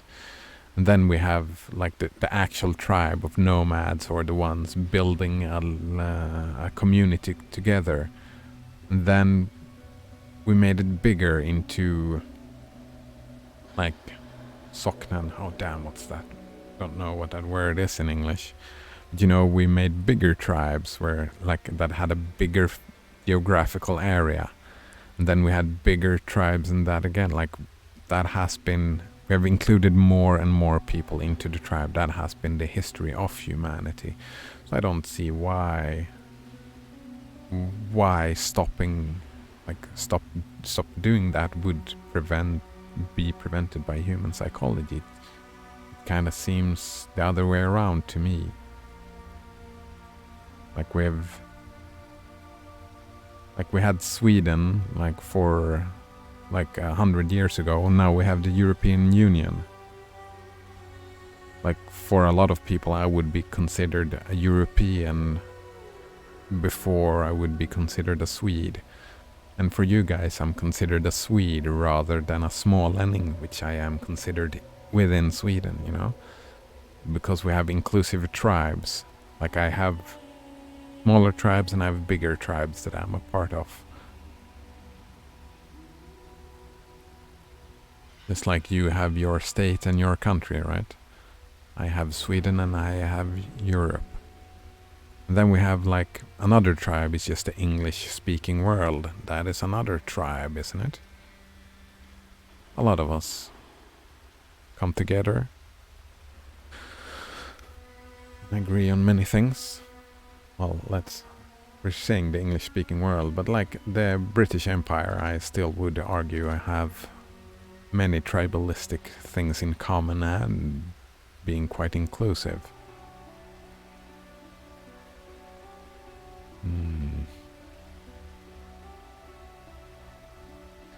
I mean, you have tribes, like we have Path of Exile fans and Linux fans. Those are other types of tribes. Like, so being part of one tribe doesn't exclude being part of another tribe, I suppose. Unless you have, like, there's nothing in the Linux tribe that, well, the Linux people are kind of exclusionary quite a bit. We are quite mean to the Windows using people. Like, it often happens that way, and we are exclusionary towards those people, and I would argue for stop doing that, I suppose. Node Runner would argue that those things that I am mentioning are not tribes. Right, but like, psychologically it's us and them, right? It's an in-group. It's a we group. So psychologically I don't see what's the difference is, but I would want to hear your arguments for it's not being a tribe and how it would not affect how it would affect psychology differently. Yeah, I understand we're using the word differently. We have different definitions. So let's negotiate that meaning. Like from a psychological standpoint, I don't see the difference. I could... Yeah. I would need your definition of the word tribe. Indeed.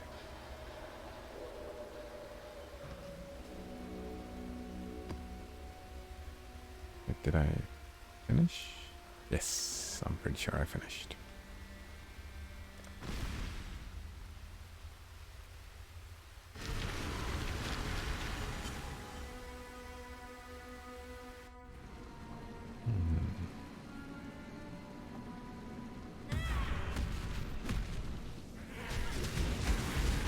I'm not up to that just yet. I mean, I guess a lot of the religious ideas often foster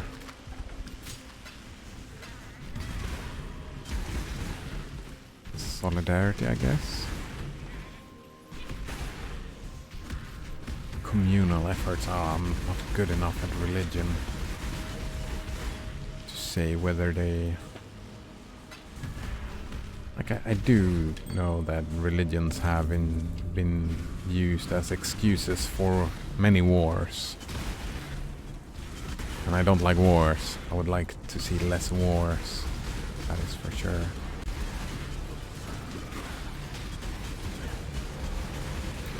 It's like all these alien movies. It always takes an external enemy to unite humanity. I think that's an awesome them thing. I could argue like it doesn't have to be an alien. Can get united against Corona. We're not, but we could be. Huh? Can have many thems, but I would argue for, again, the us and inclusive thing rather than the exclusion, right? There's two parts to tribalism. Inclusion and exclusion, I would argue.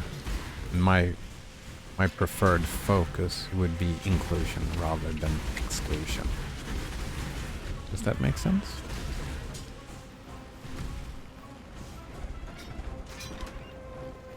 Node Runner thinks that a tribe has to be real people that you know, your neighbors, your family, your friends, your community, your church.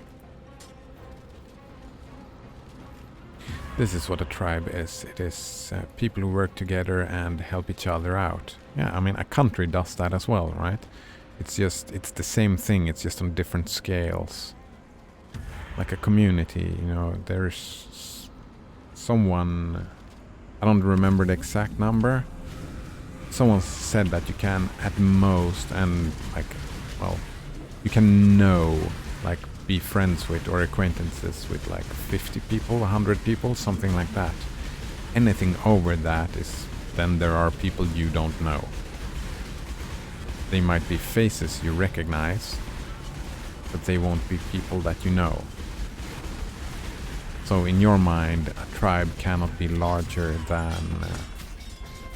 if I'm understanding correctly, a tribe wouldn't be able to be larger than like 50 people, and that excludes religion from your definition of a tribe, right? I'm not up to that Like a just yet. religious institution, because they're...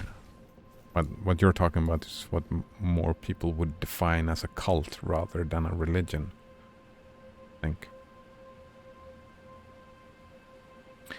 Node Runner says, this is dying. Everyone is so isolated and alone. They're getting depressed and self-focused.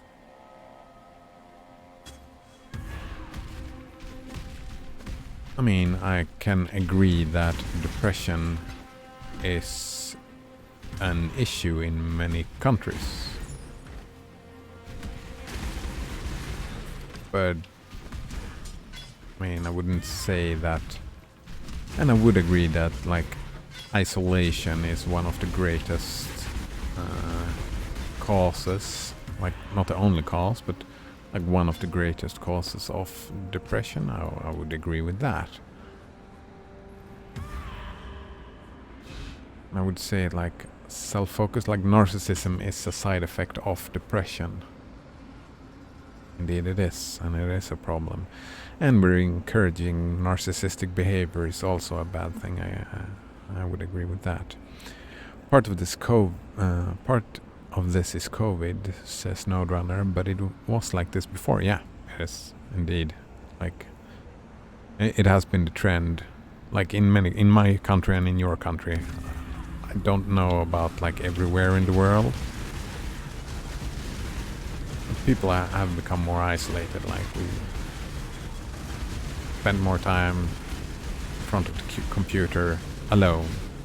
Like not like we're doing right now. I mean, talking about alone, not interacting with people.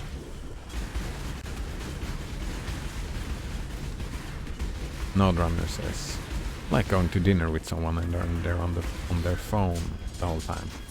Yeah, I mean, I would agree with you if you go to dinner with someone and they're on the phone the whole time. But the solution to that is not religion. The solution to that is you telling your friend, like, stop being on your phone. Let's make a rule that when we're out to dinner, no phone looking, right? There's no need for religion for you and your friend to decide this together, right? Or for you to insist on it. You don't need religion for that. Again, like it's simple. Might not be easy to just change your behavior, but it is simple, like we talked about earlier. The same with your community and stuff like that. I mean, the church is a tool for it, I guess, but you wouldn't need a church to build community. You could have neighbor, well, not at this very moment, but soon, like within the year, I think, you could have neighborhood barbecues. You can start that. Don't have to bring in like a worldview that you don't agree with to do that.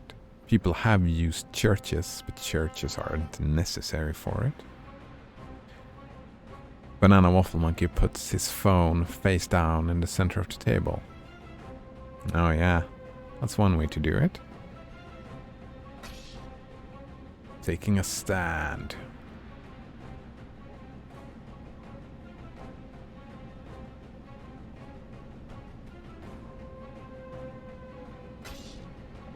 It's like, if you wanted to try and build a tribe with your neighbors, you could. Right?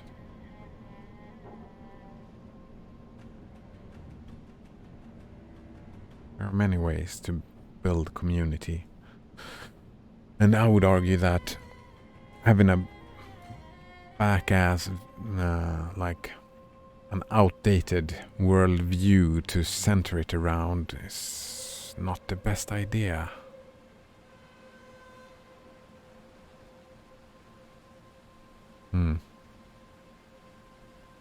Gotta model the behaviors you want to see.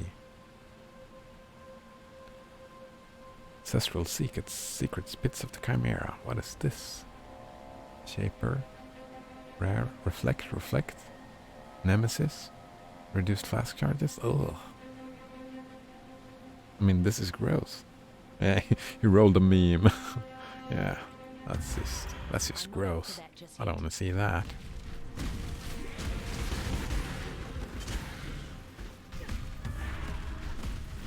It's like a tribe, looking at it like not from the psychological need, but like what it is. If we say that it's just, I can agree with your definition. If you say that a tribe is just like 50 to 100 people, then I would agree with you. But like the psychological need you get from a community, you can get that from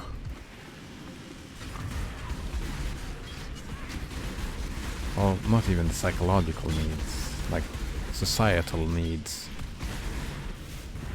You do foster community. Just like being a Swede, right? Every time I've been out traveling for a long time, it's like instantly when I've met a complete Swede, a complete stranger. Said this before, but it's like we become friends when we're all out abroad traveling. Because of, well, not tribalism then, but like community. And like inclusionary community. If that makes sense.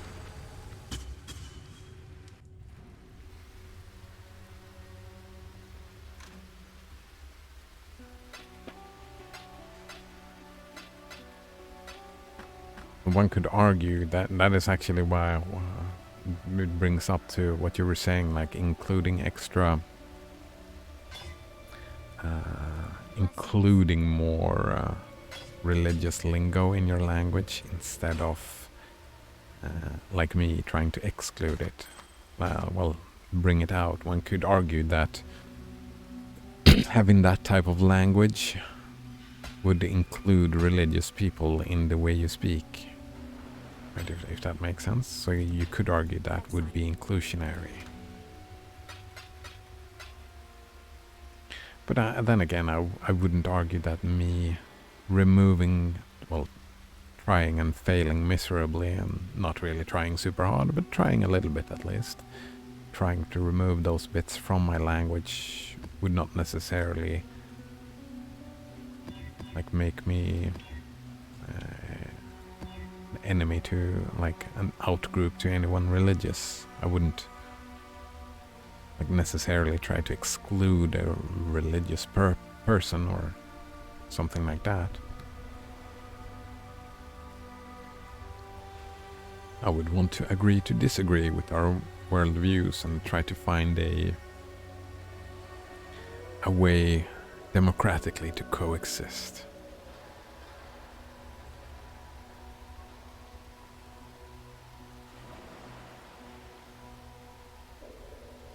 And I would be a little bit annoying. I would try not to be if asked not to, but I would probably be a little bit annoying,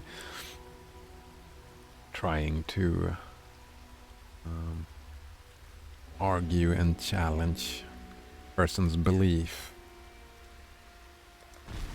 and challenge it and trying to help out, making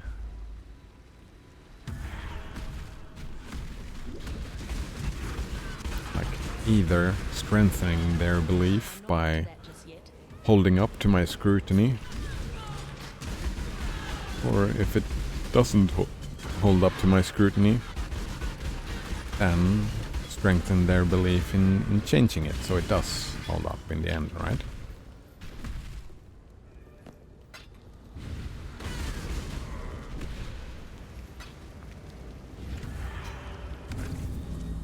Challenged worldview is like if it's in good faith and proper discussion, one can manage to do that. It always leads to a strengthened worldview, either through just deeper appreciation for it or through changing and adaptation of it.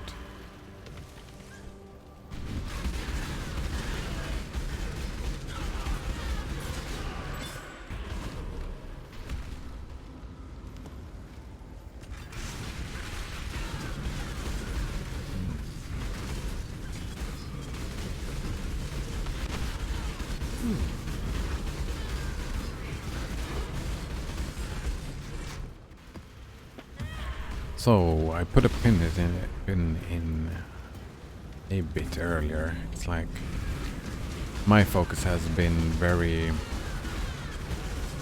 individualistic. Like my worldview and whatnot has been a lot about me wanting to learn and expand and become better, like according like my own behavior and my own intents behind my behavior. Like, and that has been my focus of ethics and morality a lot. Like since that's how my worldview works, right? It's focused on we're stuck in this body and everyone else is a stranger that we cannot control, and I see ethical quandaries with trying to control other people, right? But on the other hand, when I've built my ethics and my morality and my worldview, what happens when I run into people that does stuff that doesn't mesh with how I do stuff? I'm not up to that just yet. Is it my responsibility to bring that up? Or should I just live and let everybody else do everything that they want? Okay, one more flex. I 1/3 annul the T8 mod of this.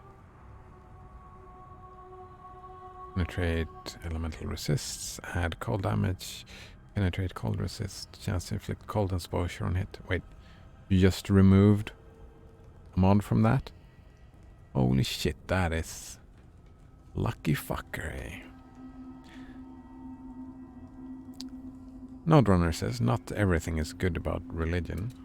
Well, I can agree with you on that point. Like, there's...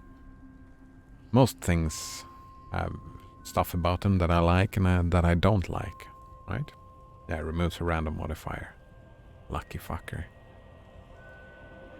Being outdated does not mean it's wrong. Even though I don't agree with the usage of the word wrong, like I don't believe in any objective morality, that is how we got into this, right? You need to answer Hume's guillotine if you want to talk about objective morality. But I do agree, like, just because something is old doesn't mean that I don't like it. I am not forced to go to church. Some people are forced to go to churches. And I was manipulated as a child to go to church, to have my, what's it called, communion, I think it's called. But you're free to come and learn more if you want to. Seems pretty inclusive to me.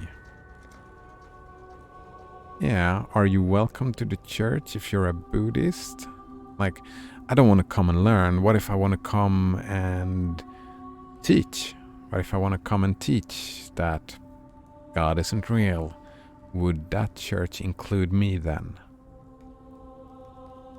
Or am I only welcome on the churches? Like, they have a set of rules, and if I don't follow those rules, I would argue that I'm not welcome there.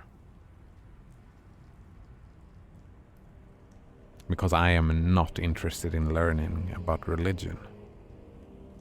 Not at all.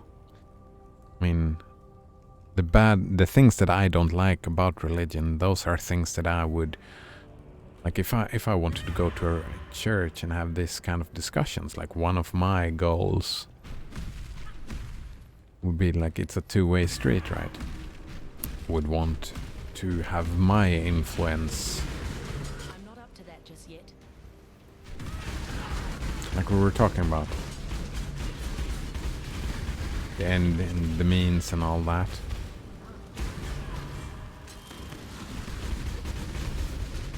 So I would argue that it's kind of a little bit exclusionary in that sense. While here, if this is my church and I'm the preacher, I would totally welcome religious people in here and talk to me. But they would have to talk about their religion, and like I would try to convince them that, well, a lot of, well, about the stuffs that I don't agree with, I would want to argue against, right? I'm not so sure I would be allowed to do that in a church.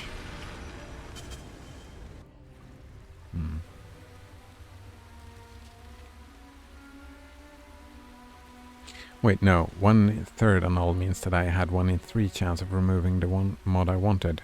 Wait, wasn't it 1 in 4? You had 3. Oh! No, it was 1 in 3. I thought it was 1 in 4. I thought the penetrate and cold damage was the same. My mistake. Banana Waffle Monkey says that I think that's why I think you should take what you like and ignore the stuff that doesn't work for you from religion. Yeah, it's like, and I don't even necessarily need to talk about religion. It's like I said the other day, I find like the golden rule, I find that's interesting to internalize. I don't live by it always, but I find the idea is a good idea to have at my disposal, if that makes any sense. And that doesn't require like taking it from religion. I would evaluate the idea all on its own from a philosophical standpoint. That's what I would want to do. Banana Waffle Monkey wasn't free not to have his dick snipper snipped at 8 days old. My condolences. My condolences indeed. That sucks for you, man. That really sucks for you, man. That's rough. One of the mods is hybrid, yeah. I can't prove objective morality, but genital mutilation is wrong. Well, and that is where we disagree, and that's fine. It's like, that's... Can't prove one way or the other. Well, I still would argue that Hume's guillotine kinda says that objective morality is not a thing. But I would agree with you, I don't really like genital mutilation. I don't think it's a good idea. I don't like it. Parents who force children to church might be bad parents. Oh, I wouldn't necessarily say that. That's a bit of stretch. But the religion is not at fault.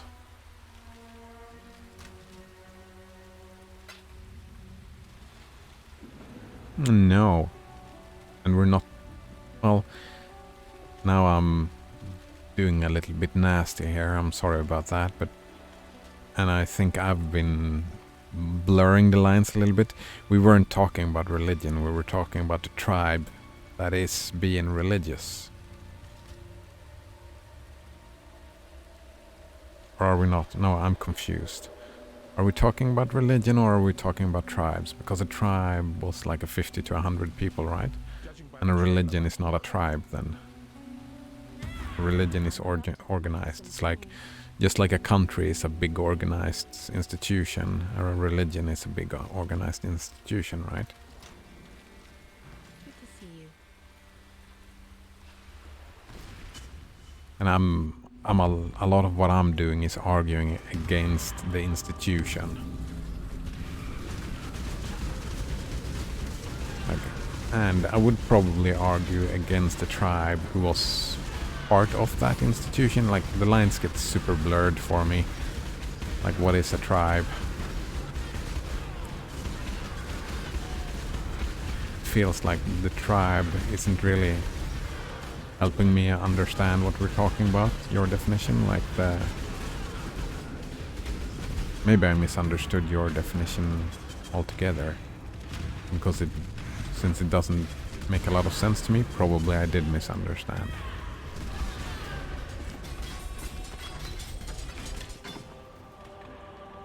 I don't know. Oh, I haven't seen you in a long time. Let's ban him. Let's ban him. Let's ban him.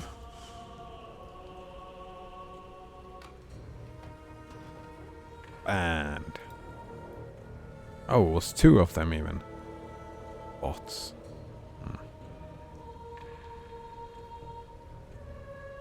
Here we go. Wait, I wanted to be famous, says Banana Wolf Monkey. I mean, I specifically gave you the warning. And I was super slow about it, just to give you the chance to click the links and whatnot. I mean, I did as much as anyone could have expected of me in my situation, I believe.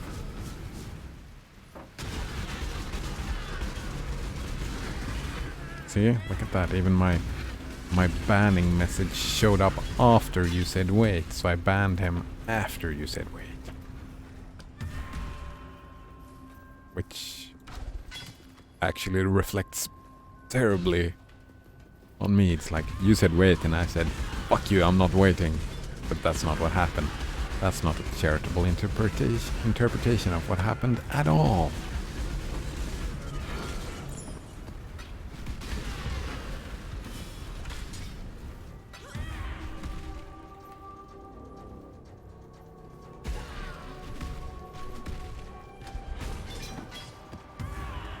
There's religious words and phrases that I quite like, says Nodrunner, like God bless.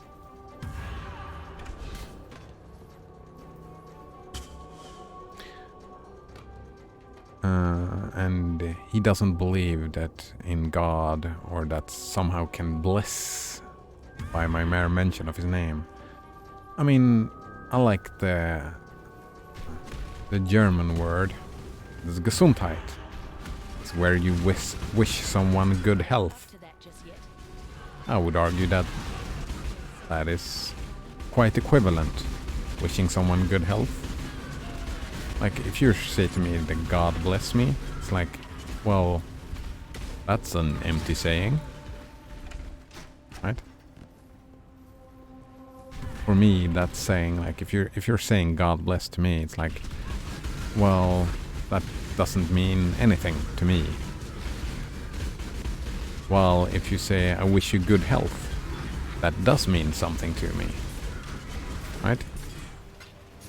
It's my point again, I think, about religious stuff being exclusionary. Like, for the words to mean anything to me, I would have to have the same worldview as you.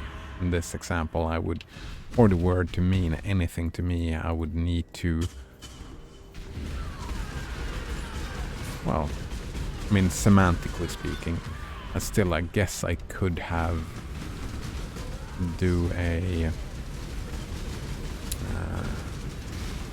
charitable interpretation of the God bless thing and assume that you mean me well.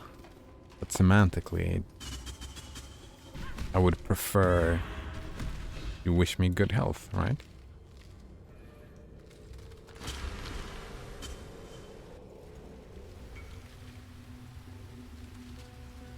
Blessed orb to me, says Banana Waffle Monkey, linking a blessed orb. Let's see, where were we?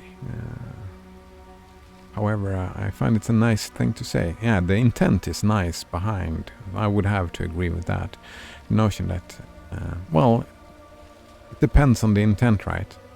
Like if I'm clearly an atheist and speaking with a religious person and they end the discussion with bless you, like sarcastically and ironically, I would not consider that like the words themselves, like the intent matters. Like what you're saying here is like you like the intent, right? And the words doesn't inform the intent. The context informs the intent, and people could use God bless in an intent that I guess that you wouldn't like either. My guess is the notion that you would like someone to be blessed is just a nice thing. Yeah, like wishing someone good health. Nodrunner says, I don't think it's empty. Just because God doesn't exist. Yeah, like, again, you're saying just because God exists doesn't mean you can't appreciate the gesture. Exactly, the gesture and the intent I can appreciate, indeed. The words, the semantic meaning behind the words, because I'm a very semantically focused person.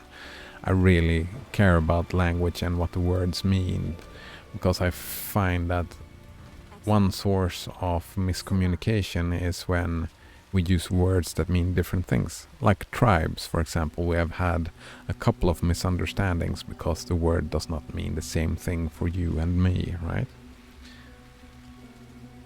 And for me, the words God bless, they are pointless words. If that makes any sense. Like, I can appreciate the intent of a person saying it, or I can be pissed off by a person's intent. Like if I'm able to read the intent. And for me, being able to read a person's intent hinges a little bit on that the words, I can make semantic sense of the words. And it becomes problematic when someone says God bless, because what the fuck do they mean? From my worldview, it's like, oh, I wish that Santa Claus brings you nice presents.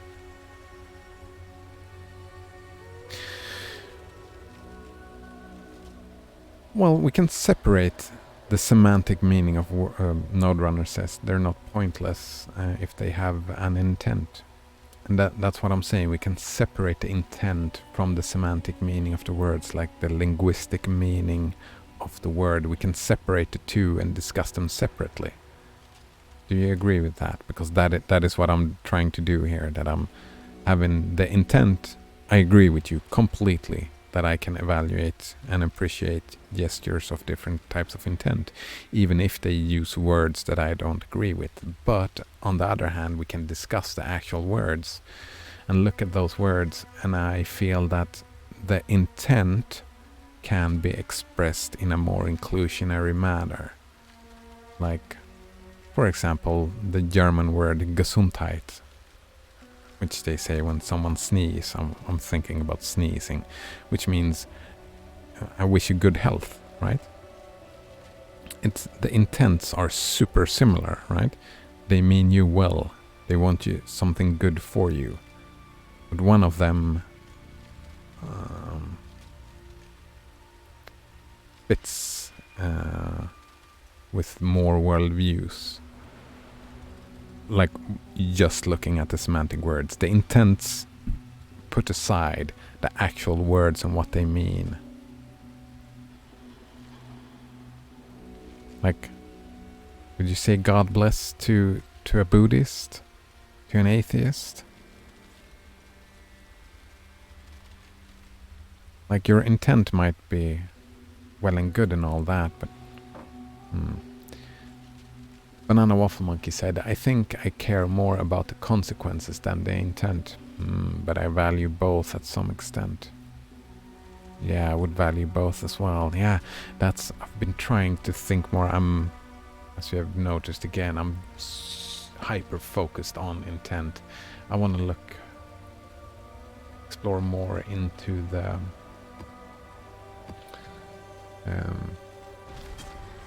into consequentialism. Curious about consequentialism. I'm not up to that. Every moment We'll get further into that.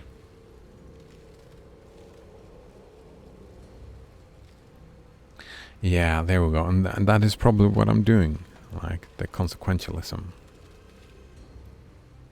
part. Because, like, I am not religious. People saying God bless to me, like, the consequence of saying God bless to a lot of people could be offense, right? A lot of people could be offended by that saying. Less people would be offended by wishing them good health. Don't you think?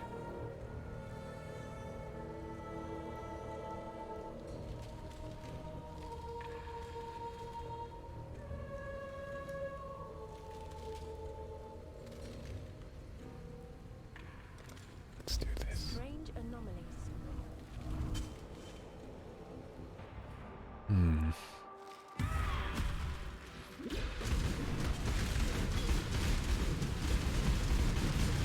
I give you to the earth. Problem I have with my worldview is that in my worldview you are not in control of any consequences. That, however, does not mean that you can't have informed guesses about what the consequences would be. So that's like, you can have an informed guess, like saying God bless to an atheist. You could have the informed guess that perhaps you would piss them off. And in that sense, like, is it really a nice thing to say then? I mean, if it comes from ignorance, like we've had this discussion before, like offense from ignorance, I see no issue with. It's like, well, just you learn and you change. And that is one reason, like one argument for not using God bless, I suppose. Banana Waffle Monkey says you're not. Oh damn, I missed context again. But I think in your view, he's talking about my view, the idea is what will lead to the best consequences the most amount of the time. I think In my view, the idea is what will lead to the best consequences the most. Yeah, I would probably agree with that. I'm not up to that I just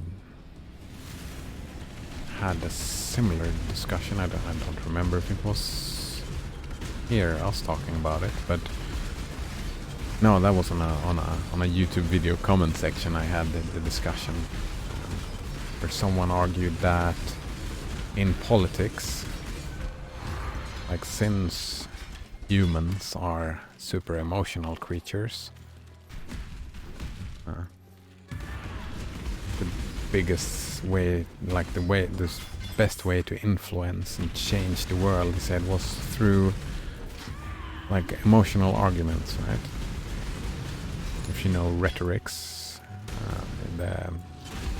he was arguing for pathos having the biggest impact in the world.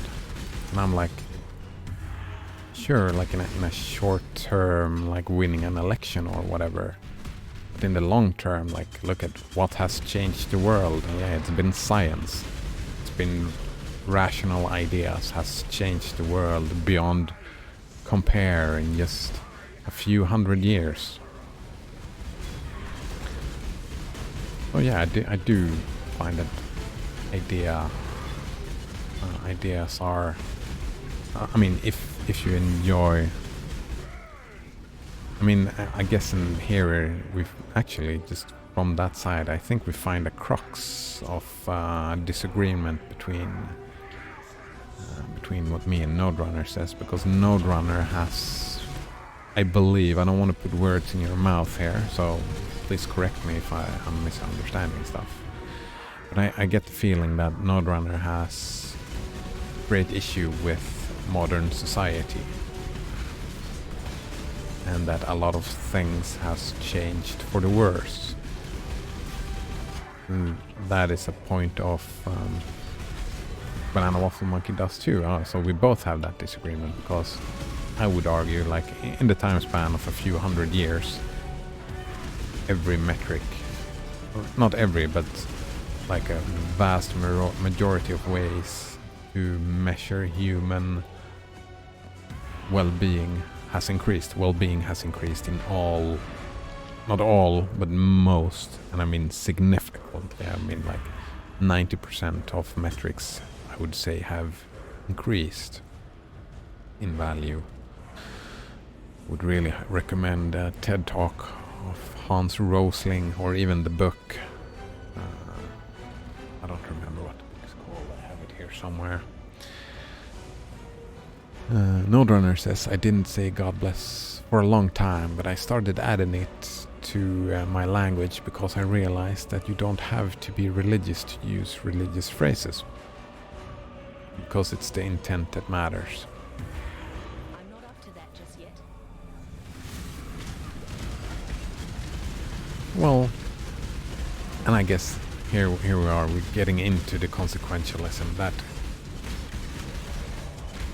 like, is your, like, if you say God bless to a Buddhism, what is your intent, is my question then. What is your intent?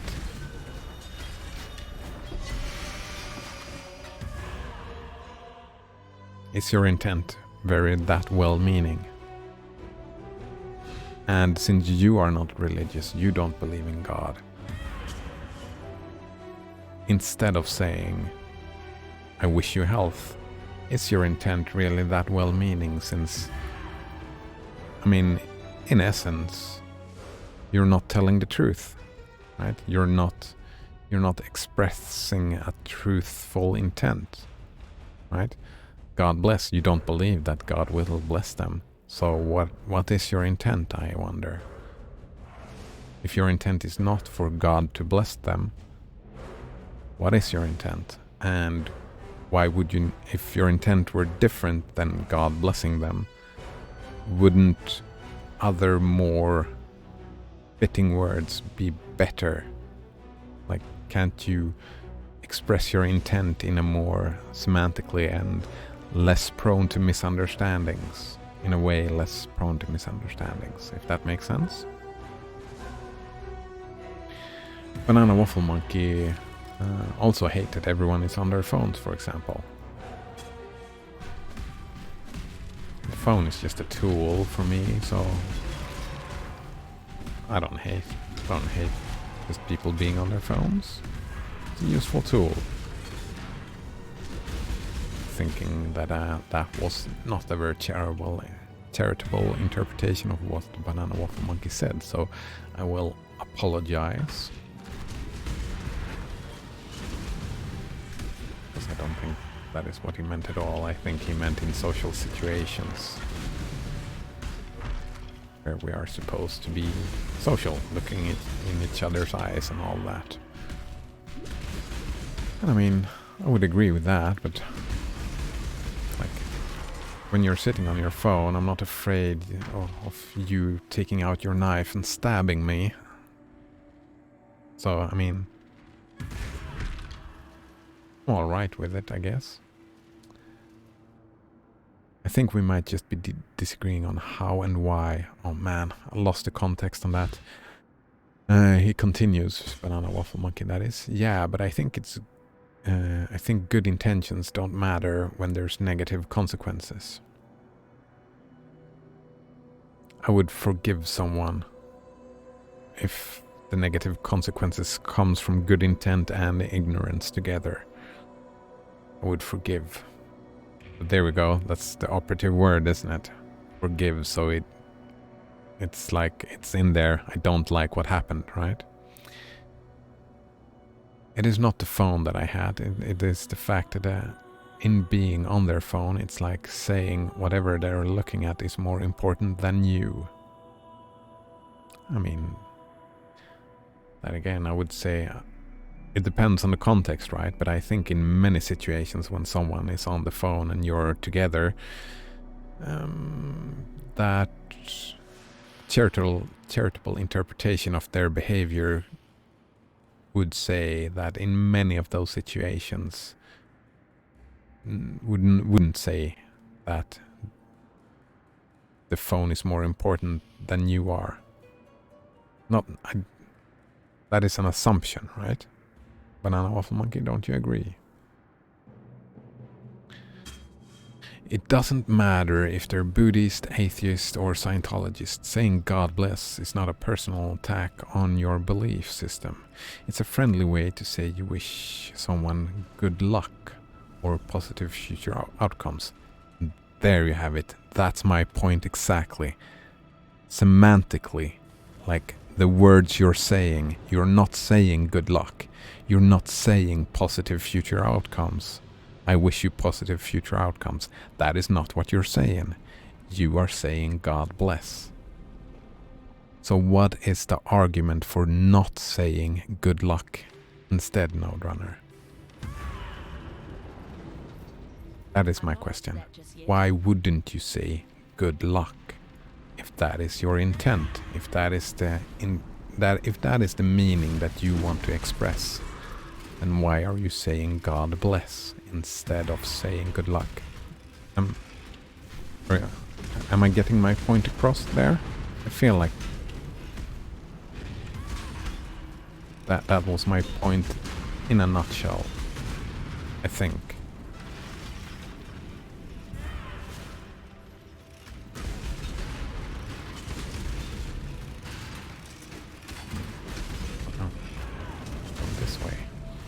Pulling the lever.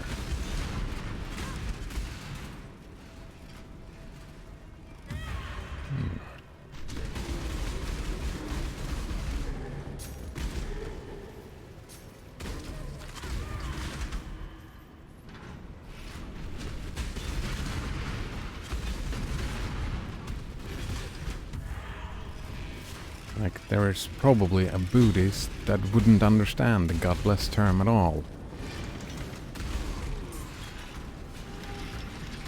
One interpretation, and they wouldn't understand that it meant good luck.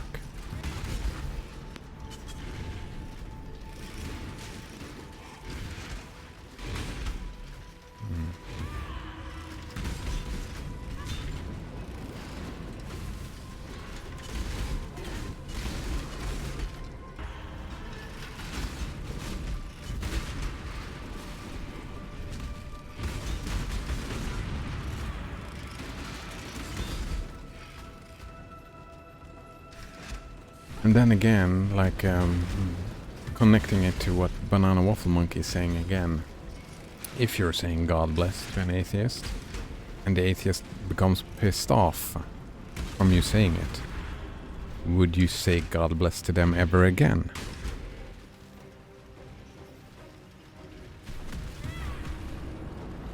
And if you did say that again,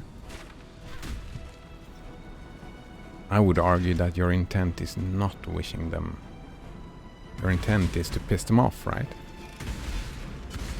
If that were the case, which is highly possible.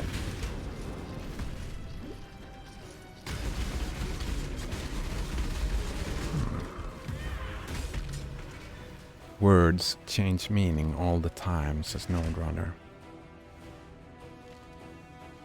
They often have multiple meanings.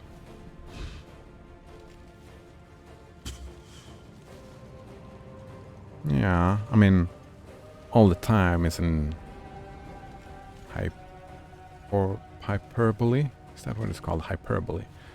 And they often have multiple meanings. I agree with that. That is actually an argument for picking and choosing your words carefully to, again, not have these misunderstandings showing up. Other people's understanding of what I'm saying is not something that I can even know. Well, like that example, for example, if you say God bless to an atheist, the atheist becomes pissed off. And yeah, you might not know their interpretation, but you do know that they get pissed off, right? There is some sort of knowledge, like we are human beings, we interpret the world in a, what's it called? Cause and effect, like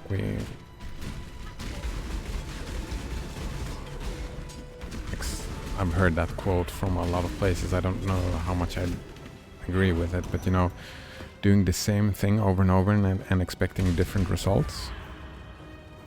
And here we have it. It's now we're moving into like consequentialism is important.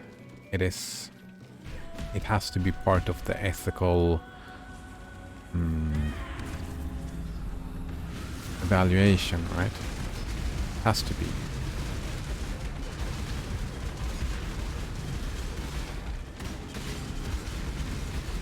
I mean, I can stab you with a knife, but like, I didn't mean for you to die. I meant for you to feel good. Like, that doesn't hold up. It just doesn't hold up, does it? Like if we can have an imaginary person that has a neurological disorder that switches between pleasure and pain. So this person sits and cuts himself with knives all the time. All the time he just cuts himself for the pleasure, you know, like some people watch porn and jerk off. He cuts himself with a knife. Then he starts cutting other people because he wants them to feel nice.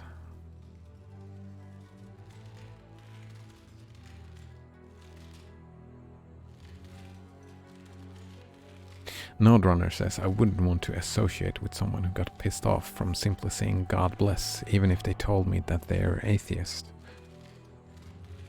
Unless they specifically asked me not to use that phrase. And even then, I might use it out of habit and have to apologize afterwards. Yeah.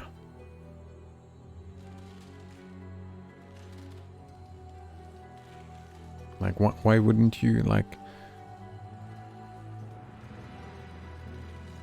People getting pissed off by language is like, it happens all the time. Don't you want to have a community with those people? Do you want to exclude them from your tribe? Not up to that just yet.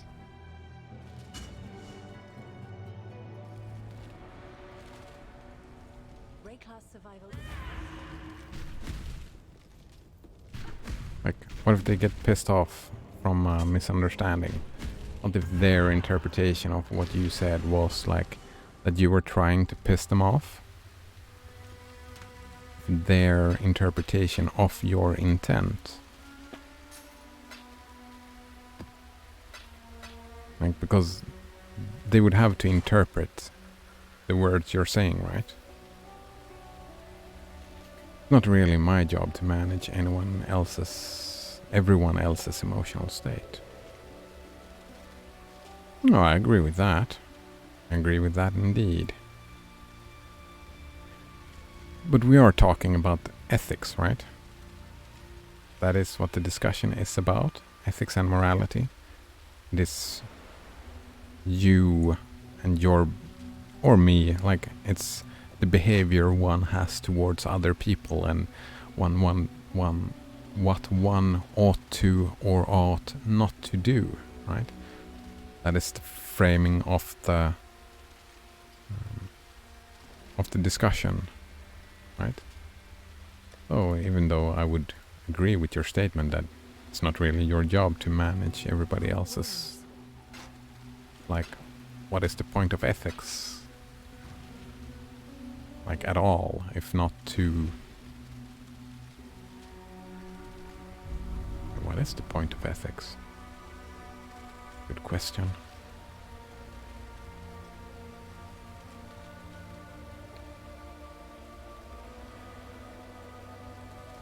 I mean, I guess you can have different motivations for ethics, right? You want other people to treat you nicely. And if you treat other people nicely, they will do the same to you. If you disregard people's emotional states and what they get upset about and not upset about, they will disregard what you find important. Would you agree with that? So it's not your job, but it is in your self-interest, right? Maybe? I don't know. Oh, there's no such thing? No. Ah, here we go. That. We kind of need to talk about Mana is gone. Hume's guillotine soon, I think.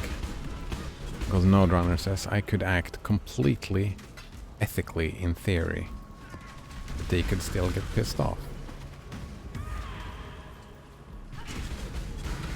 I'm not up to that just Like, yet. completely ethically is it's just your behavior, right? It's what you consider ethically, right? And yeah, that's the whole. It feels like that's what we're circling around, including consequences in what it means to talk about ethics and morality. If the consequences of your actions doesn't matter, then is what you're doing really ethical? Like, is your intent really ethical?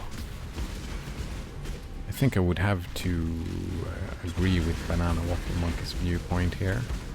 I mean, it's a subjective point of view, I suppose, but I would have to agree that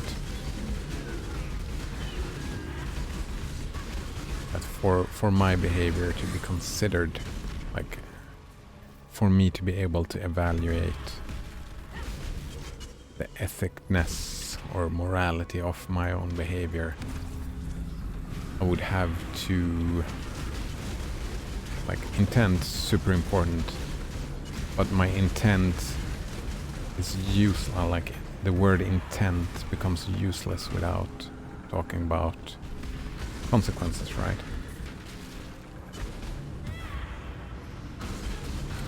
I don't know. Consequence does matter. Consequence matters, says Node Runner.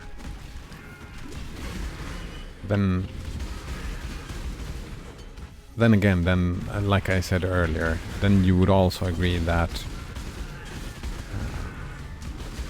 consequences, like people getting angry or pissed off or whatever, sad from your behavior when you were ignorant that consequence would happen.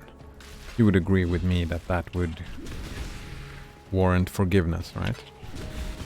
And you would probably agree with me that wouldn't call that behavior breaking from any code of ethics that one would have. But on that, like saying you hurt someone's feelings, you then repeating that exact same behavior, then it has changed, right? Your intent must have changed. You're no longer ignorant.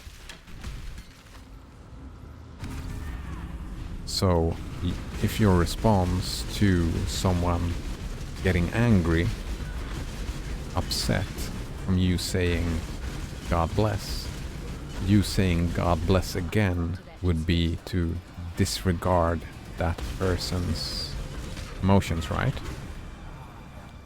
And then I think you would agree with me, if the consequences matters, that the behavior would not be like the consequences matters. If the consequences matters, then that behavior no longer would be considered ethical. And I'm sure I agree with you that, like, your response wouldn't be to change your behavior in regards to stop saying God bless. Your change in behavior would be instead to distance yourself from the upset person, which is, I would agree, a valid ethical like response to what just happened, right? Nodrunner says, I don't think you have to be religious to say God bless or to receive it. Oh, no, I agree. You don't have to be anything to say anything. You can say whatever you like, whenever you like. But I would strongly disagree with the statement that how someone would react to something you do is up to you to decide. Like, if someone gets upset from whatever, that is not your decision, that is their decision. Just like it's not anyone's decision to inform you how you should react to anyone else's what they do, right? So I would agree that it's anyone can say or do anything, right? But saying that anyone should receive anything, that I completely, there we have a complete disagreement. That is you being in control of, trying to be in control of their state of mind and their emotional response. And that's, first of all, that's not possible. Like, that is, well, maybe with some type of brainwashing. But I don't see brainwashing as a valid approach to life. I don't like it. I don't like it at all. Like, it leads to mental, like, I've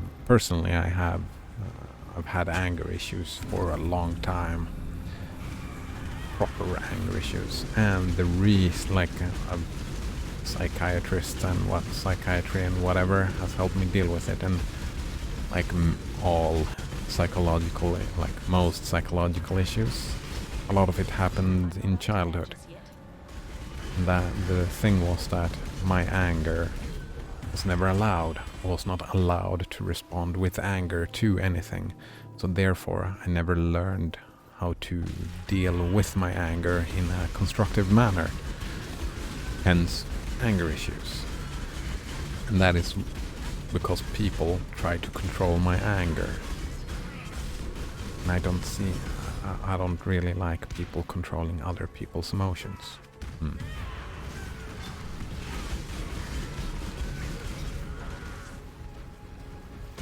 Banana Waffle Monkey asks, but if it's not religious, what is it? Oh, he means that it's a synonym for like good luck.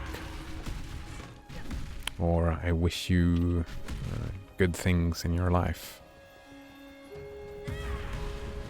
That it's a synonym.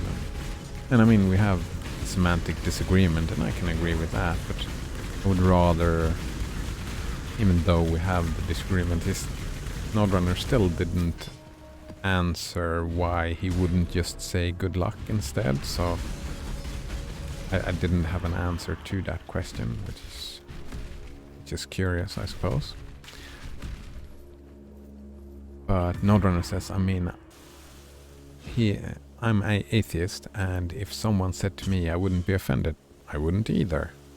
But I wouldn't put it behind, like, I would not presume anyone else not to be offended. I could quite clearly imagine someone being offended. And in context, I might be. Like, I can quite surely imagine a context where I'm talking like arguing with a religious person. Not arguing, fighting, arguing, discussing. Like, and the discussion becoming a little bit heated and everything, and like no one being quite rude, not really, you know. And then they end up the conversation with, well, God bless you, and just leave. That would piss me off. But that, again, we're talking about the intent then. The intent is way different than good luck, or it's not a well-meaning intent, right?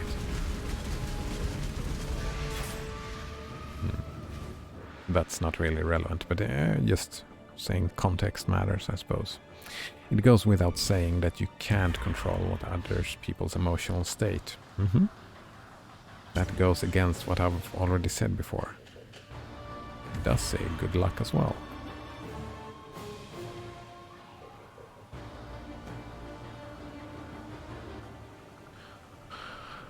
Right here, it goes without saying. Hello.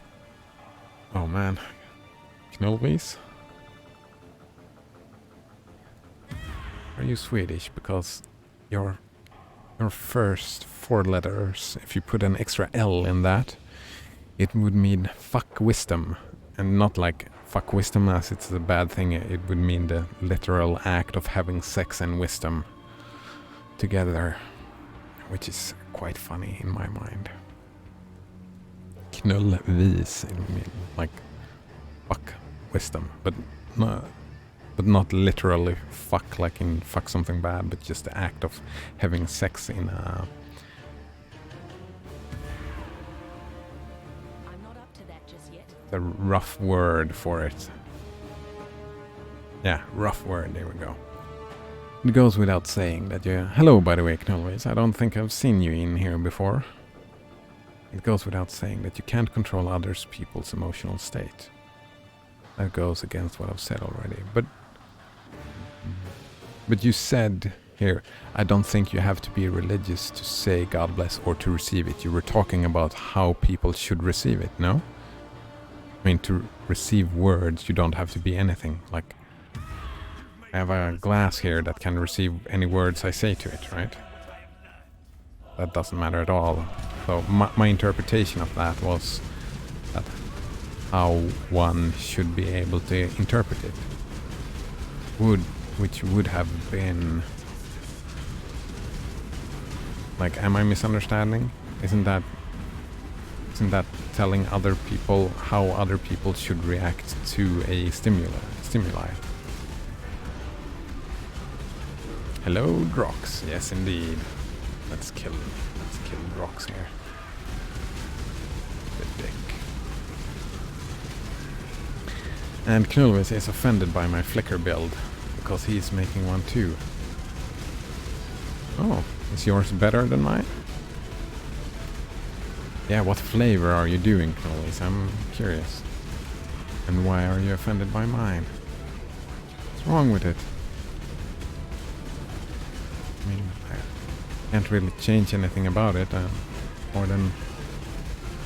I'm not really sorry about it. I wish I could make you feel better somehow. There we go. Raider, sword and board, he says.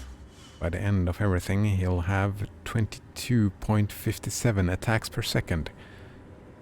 That is way more than I have, I think. I started out with an axe, but then I found this pretty sword, so there you go.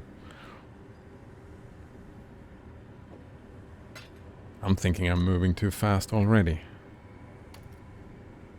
By the way, Drox is dead.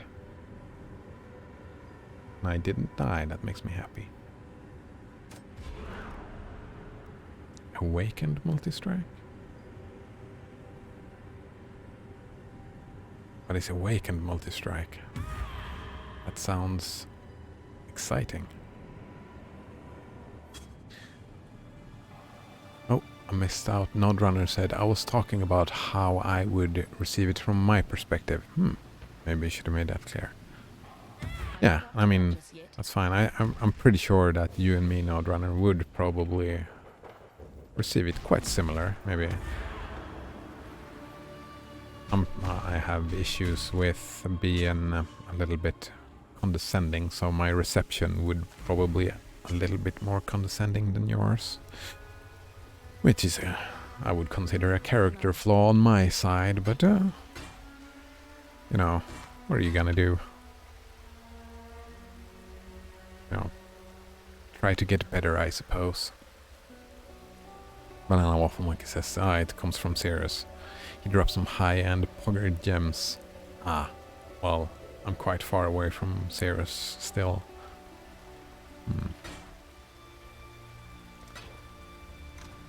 Like when talking about ethics, and since we're trying to... Well, actually... No, yeah, you said consequences matter. Right, so you do agree that consequentialism, like how people would react to what you say, is important. Then again, I mean, that would be an... Well, that would just be an argument to saying God bless to Christians and saying good luck or something else to everybody else, right? It depends on the context, is what Nodrunner says now. Now, exactly. It depends on the context, though. If someone was skydiving, I might say good luck. If someone sneezed, I might say bless you. Yeah, and I get that, saying bless you when someone sneezes. I mean, that is simple behaviorism, right? I mean, personally, I would, with our bless you, the Swedish bless you doesn't have any religious undertones, but if it did, I would personally try to change that. But that's like, I wouldn't put that on any other one. Like, I still say, oh my god, like interjections, right? I've tried to change it, but it's going terribly.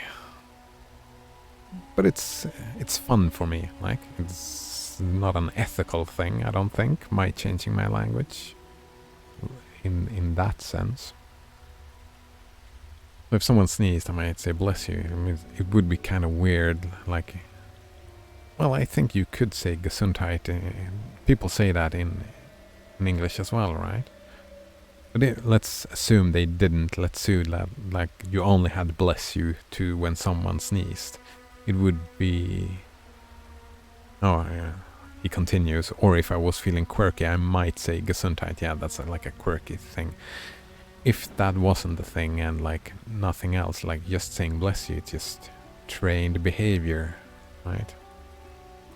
Wouldn't put any ethical thing behind that at all. It's...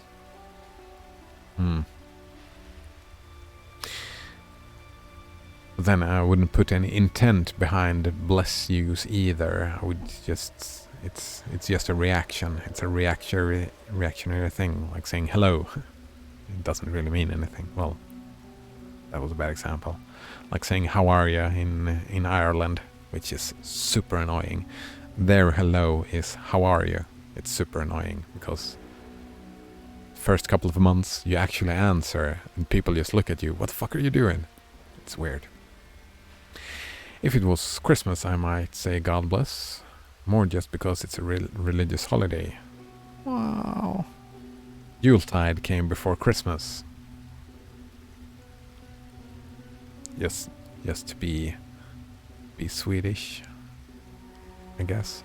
More just because it's a religious holiday, so using words with religious origin seems to make sense, even if I'm not using them for religious reasons or celebrating Christmas in a religious way.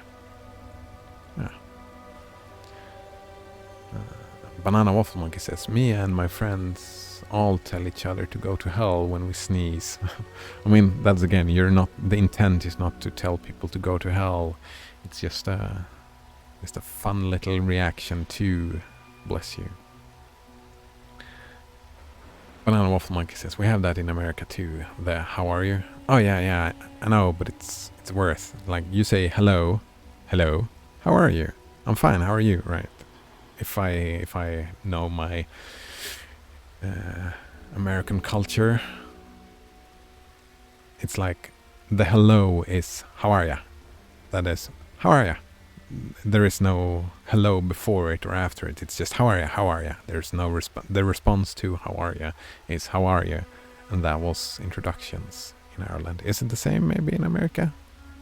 I only know from TV, so... Well, I've been in New York once, but that was just like a week, I think. And I didn't think about it.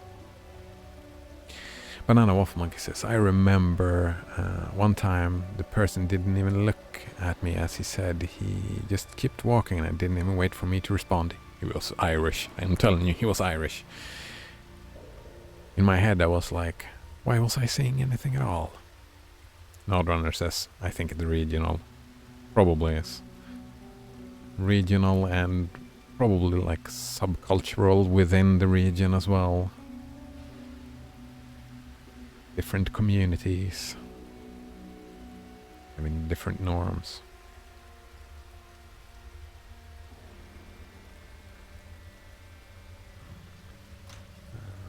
New maps.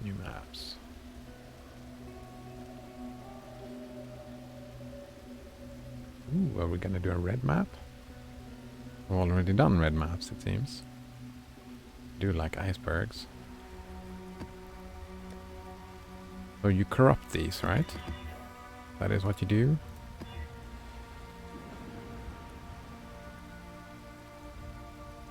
Banana Wolf Monkey asks me, how many watchstones do I have? 2 divided by something, so... Wait. Do I have to count them?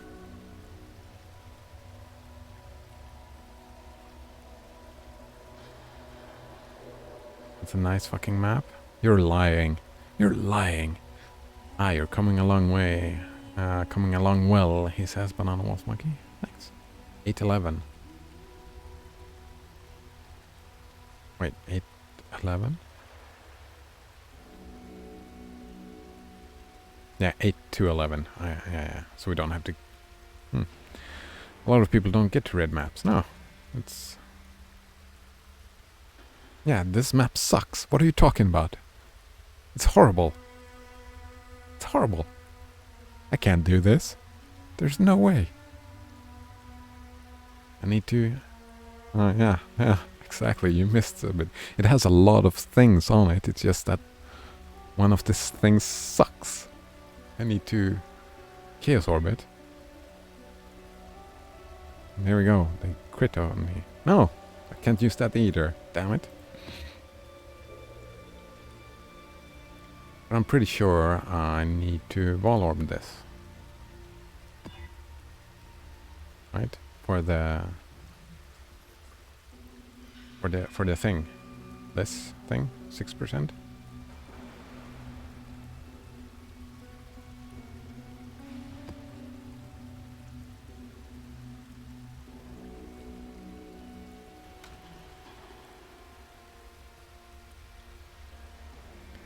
That's a Z DPS, 0 DPS map right there. What?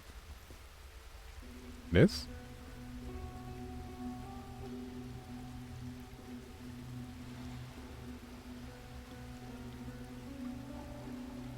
Alright. Yeah, I'm elemental, right? I did go physical for a long time, but then this sword dropped 2 times in one day. And that became the new way to go. Alright, let's bring some fun stuff here.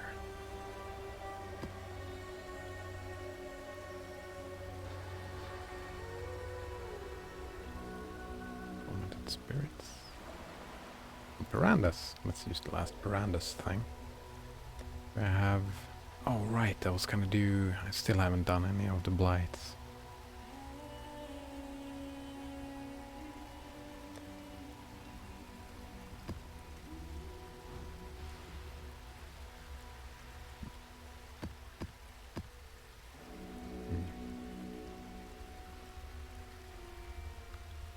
Domination for free. Oh, and it's a red map and we don't have any other stuff to bring. And we're at a good value here. Yeah, looking good.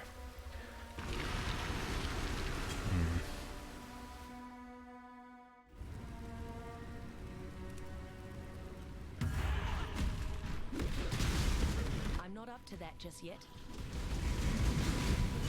So, but like the other, like we got off on an interesting discussion here, and what's my history with playing MMOs? Oh, I lived in World of Warcraft. I lived in World of Warcraft from Lich King on, I think, through Cataclysm, and then left after Cataclysm. Is that it? I didn't really start living. I mean, started at the end of Lich King, I suppose. And then I have played quite a few of them.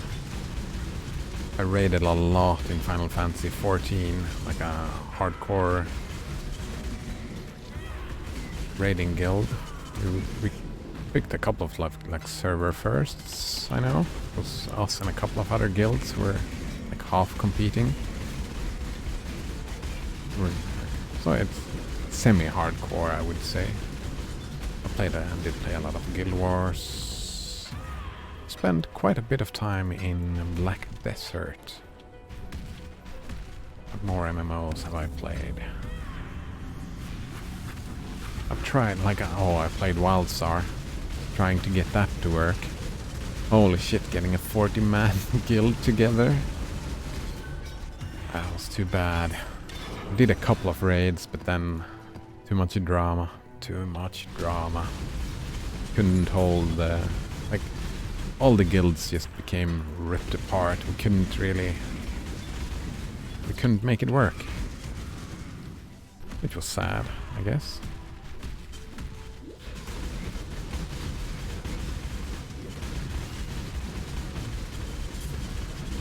I don't know if I said Guild Wars 2, I meant Guild Wars 2, I never played Guild Wars 1. My first foray was in Tibia. Tibia? No, Tibia. Played quite a bit of Tibia. Didn't get very far because I wasn't very good at video games. What drama? Oh, hello, Colgate on tap. Fuck, I don't remember. I wasn't really part of it. Alright, so in WildStar, you had to progress through the dungeons. The dungeons were difficult, like, right? So we got dungeon groups together, like a group of friends, 5 people. We had a group and we, like, it felt like raiding, but in dungeons, right? So we did all that and we farmed the shit out of those things, and it was difficult, right? And we got our unlocks to unlock the raid, right? Then we wanted the other groups to finish their raids. And like some of the other groups were slower to move on, right? And like, so what happens? The leaders, like the social glue, you know, the guild leaders, not the raid leaders, but the guild leaders say that, oh, we want to raid. So you guys, since you guys have finished the dungeons, we'll spread you out between the other groups just to get the unlocks, right? Because you had to finish the dungeons to play the raids, and a lot of people hadn't managed to finish the dungeons because the dungeons were super difficult. So the plan that the guild leaders had, well, just carry everybody. Just carry everybody to the raid and then we get started.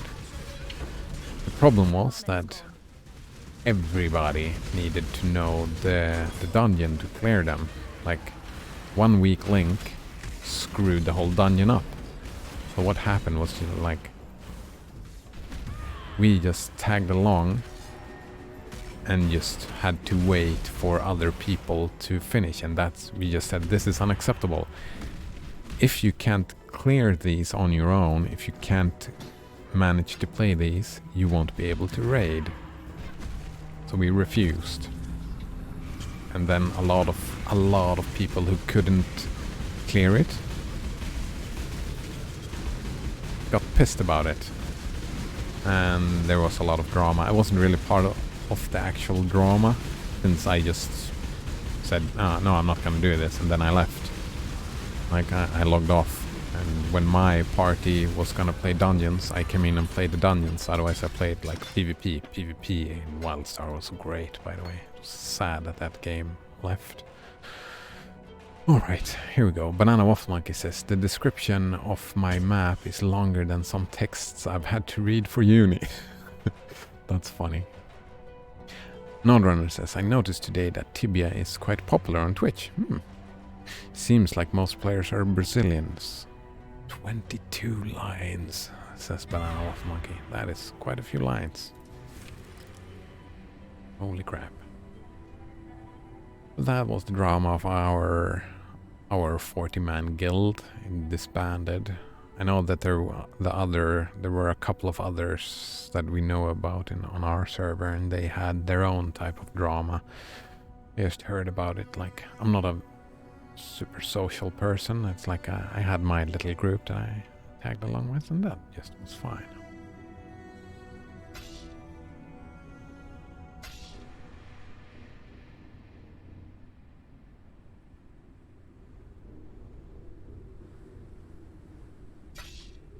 Man, yeah, it's fun when you start crafting maps. Oh, leveled up. I leveled up.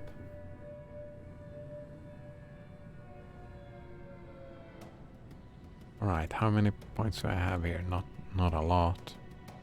I was considering, like, removing these, since I'm not filling out this, and getting something else, like jewels and whatnot. But nah, let's just keep to the life, I suppose. 22 lines. That is some crazy shit. Oh, I'm not up to a that pair of just yet. spiked gloves. We can bring that along with us. Go to the Sacred Grove.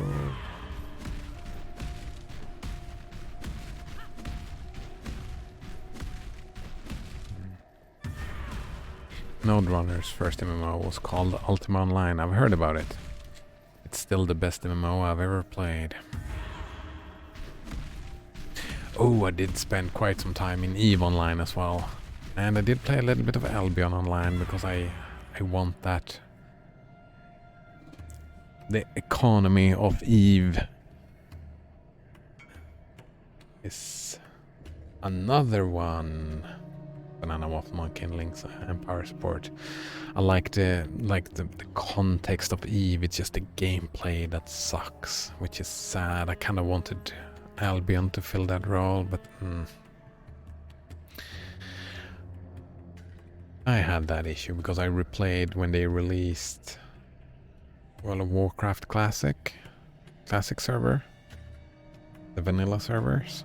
I went in and played that, and oh man. My memory of that time, it's so much better. So I think, well, for me at least, my memory is tainted. I've never played Ultima Online, but I've heard good things. Heard good things indeed. I've been wanting a new MMO, like a something completely new in the MMO space. Oh, I played Trove as well, yeah. Node Runner says Trove was a lot of fun. Sadly, the original devs are gone and the new team are making huge mistakes for years now. I agree. I agree. I really did like Trove as well for a bit there.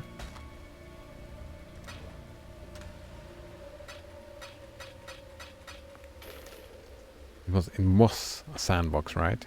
And then it became a theme park. It was super weird. Got whiplash from playing that game, I suppose.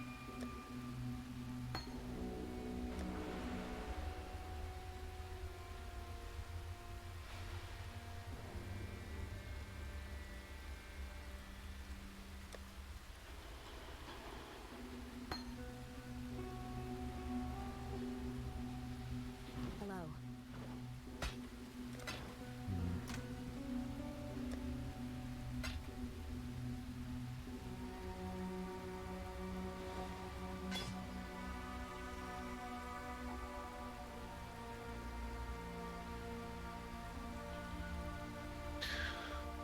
What am I doing here? Let's reroll that. Here we go. Put some quality on you. We can probably put some quality. I think I have some extra ones lying around. No?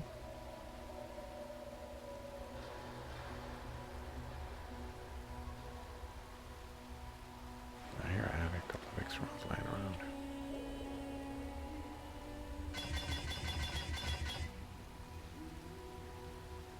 Node Runner asks, what was your Trove name? What club were you in? I don't think I joined a club. I don't remember that. My Trove name was either Muckdread or it was Cider Muckdread. I can't say for sure.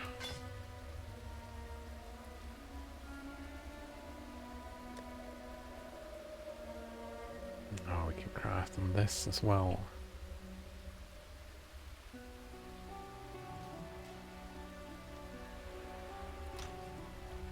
What else would one need to bring? It's like I forget to bring stuff. Let's bring some scouring orbs. I think that is always useful.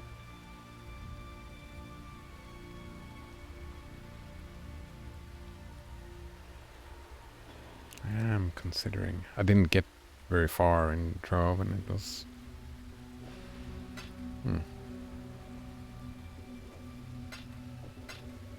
I don't remember at all. I think I had... Like I tried a couple of classes and then I found the summoner, I think. Necromancer or whatever. And as always, necromancers are OP, so there you go.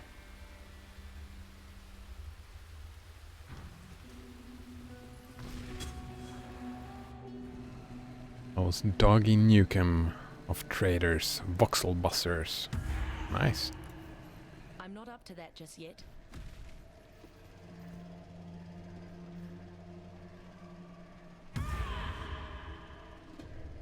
Still have it. I downloaded it on the PlayStation recently. Since I don't know if you can split screen Trove. Gotta look into that. Since my nephew really likes Minecraft and we've been playing a lot of Minecraft. I was gonna, since I haven't checked in on it in years, I was gonna see if he wanted to check in with me, but I don't know. If split screen is not a thing, then I probably won't go back. Socket link. 5 socket links? That could be a 6 link. Defense modifier. For defense and chaos. Now we'll grab this one. Magic Legends. Beta launches on 23rd of March, says Colgate in on tap. And isn't this like the 5th time they're releasing a Magic game? Or is it not Magic the Gathering?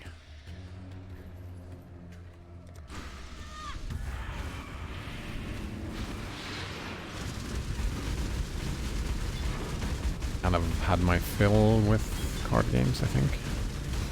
I'm gonna play Slay the Spire sometime in the future, but like in PvP. Yeah, I feel like I missed the boss. I never played Magic the Gathering as a kid, like before internet, and now in internet it just feels like, nah man.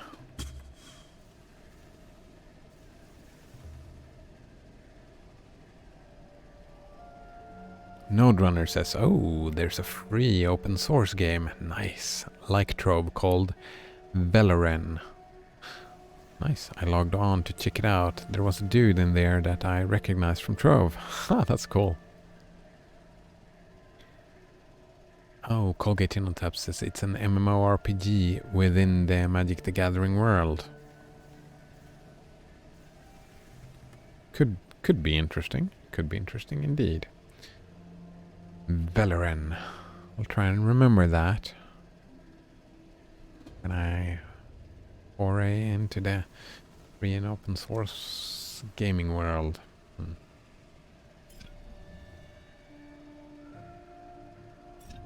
Divination cards, we can trade that. Cards, and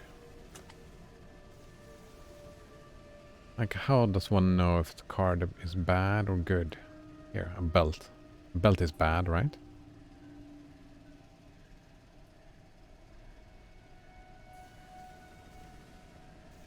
Or is it the color of the text? Corrupt amulet? I don't care about the corrupt amulet.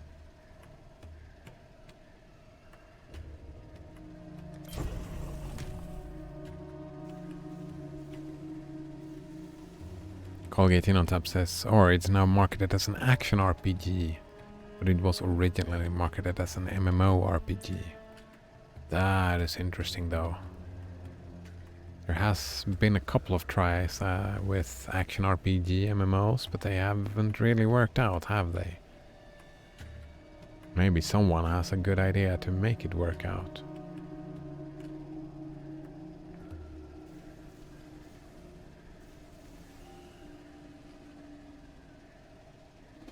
I don't need a prismatic ring.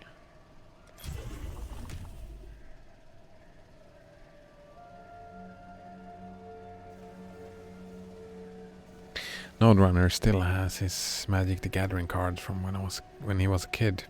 Some of them are worth good money now. Yeah. I can imagine. I can indeed imagine. There's so much trading going on. For me, the fun bits of Magic the Gathering, I mean, I would have loved it before the internet became a thing, right? Before, like, me or...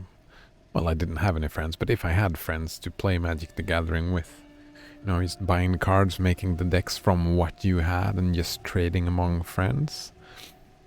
Stuff like that. Instead of like, oh, I know what card I want, and then you buy that card.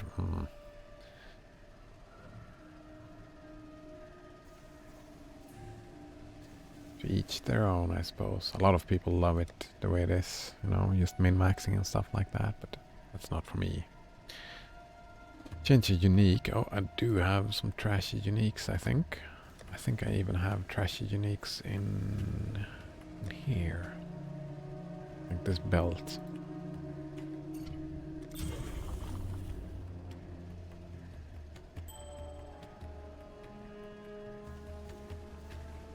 Four sockets, is that all I get? No, get 4 linked even.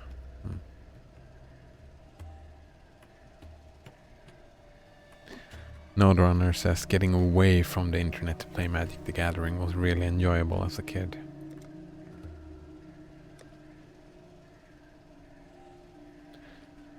In my day, we didn't have any internet. How did we imagine? Yeah, how did we manage?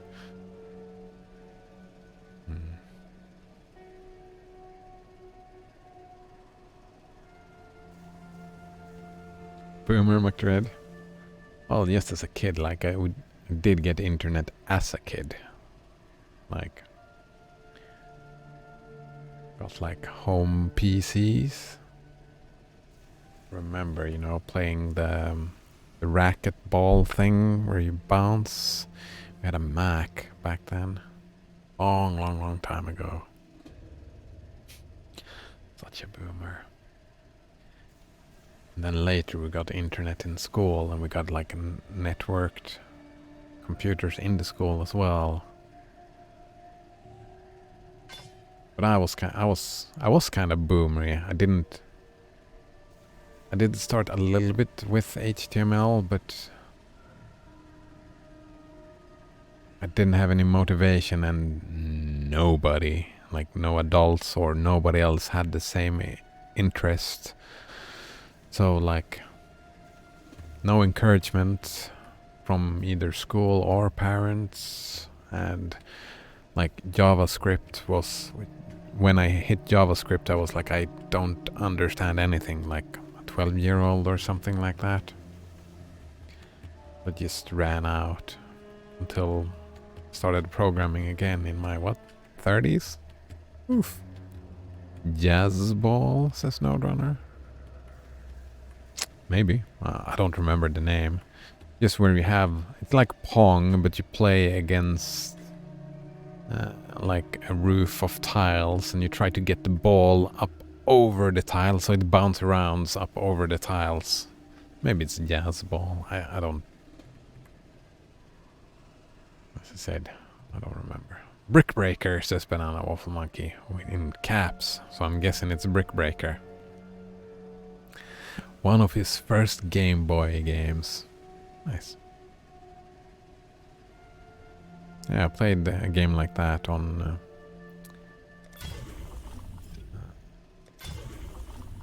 a Mac.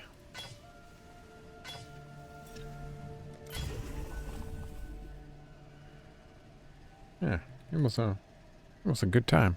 One of my first games. No, my first game, like when I started gaming, that was I got the Sega.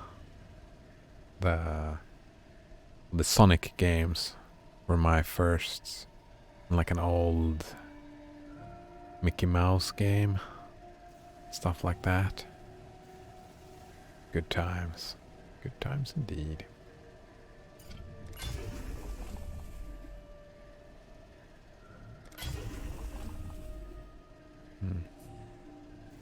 Node Runner says the jazz ball is different.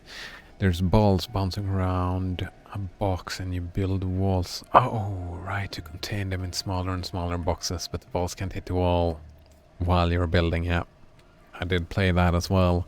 Totally forgot about that. That was a fun game as well. And then a little bit later I got the Lemmings. Oh, Lemmings. I loved Lemmings. I've always loved building games, eh? Oh, crit. No crit on here, eh? Crit on here? No. Ooh. I can try and roll this into something exciting.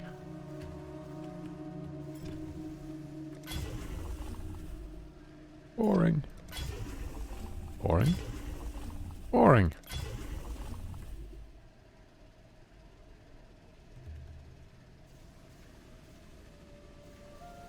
You're thinking of the game Breakout. Maybe. I don't remember. I was going to say that, says no, okay. Colgate Tab says there are limited formats where you have limited pools of cards to build your deck. In the... What are we talking about? In Sealed you open 6 packs. Alright, different rule sets for Magic the Gathering, eh? And use them in basics to build a 40 plus card deck. In Draft there are 8 players and they open 3 packs, each one at a time. They pick a card from the pack. They pick a card from packs opened and pass the rest to the next person until all cards have been picked. And those, yeah, that sounds like a fun time, right? Those Magic the Gathering rules. But like I for me, that type of game, the value I would find in it would be the social aspect. And since I don't have any friends who like in real life friends, you know, playing games in that manner. And well, I do have some friends in real life friend, I guess, that plays Magic the Gathering, but they're all good at it, and I'm bad at it. And learning. I mean, I do enjoy learning, I suppose, but I don't know.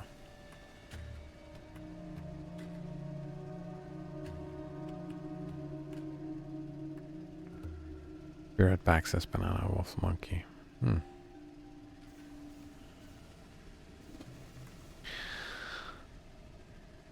Nodrunner says it balances out so you don't have to buy all the best cards and waste your money on cardboard. Yeah. I guess that's it. And it's a little bit more, I'm guessing that's more fun. We're talking about two different things at the same time. It confuses my mind. Because I'm guessing the jazz ball is, yeah. Wait. What was that thing? We talked about jazz ball and breakout. Was I thinking about breakout? Is jazz ball different?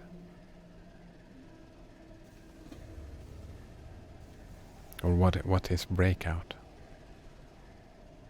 I completely misunderstood here what the breakout thing was.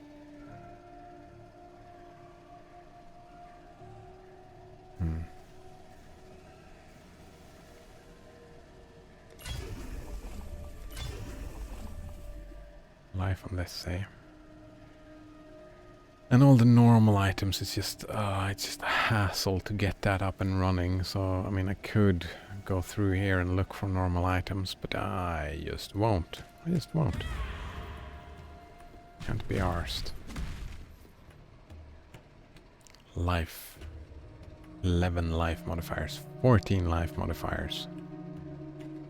Yeah, let's go for all the life. I'm not up to that just yet. Try and get something with high life rolls. It's raining fire. My allies cannot die, eh? Whoa, whoa, whoa, whoa, whoa, whoa.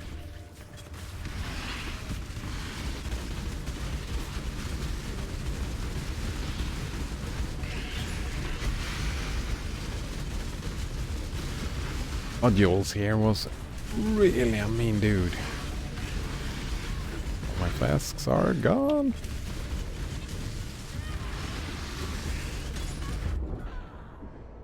Damn it. Break that checkpoint. Just Google it, says Nodrunner. Valid point. I'll do that. I need to go in and kill this dude. Or is he still alive? Yes, he is. Now he's dead. Oh, more explosions. Sonic CD for Windows 95. Didn't even know that was a thing. Move out of the way. Break out.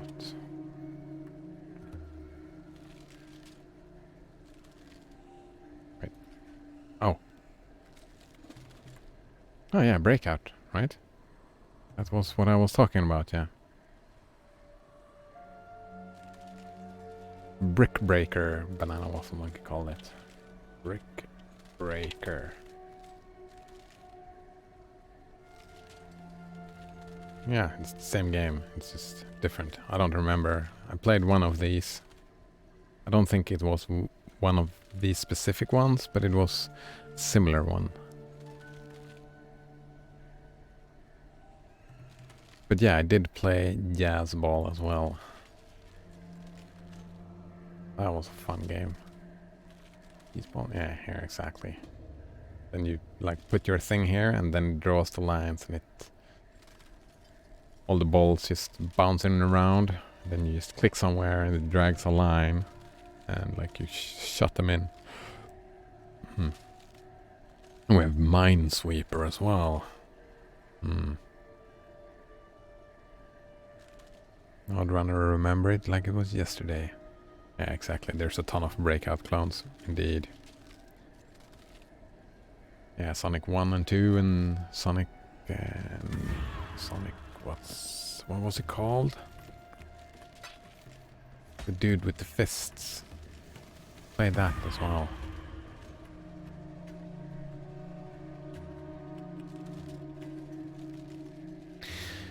Banana Waffle Monkey says Shakespeare valued the benefits of sleep and illustrate that through beautiful prose.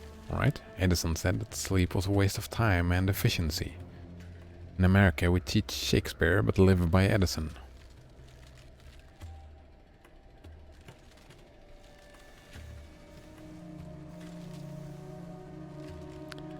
Well, I mean, Edison was ill-informed. I mean, he might have think it was a waste of time, yes. Knuckles, thank you, Node Runner. It's not a waste of efficiency. You get more efficient if you get enough sleep. Like, as well, you get more efficient if you have regular breaks in whatever you're doing. You get more efficient with regular, like, short breaks.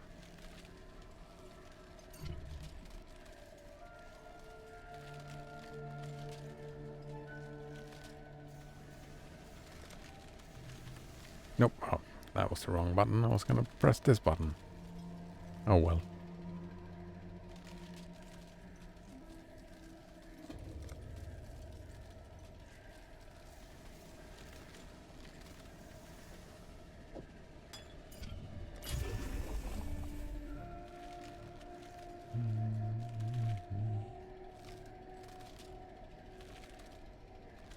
I mean, I guess let's get just to get something.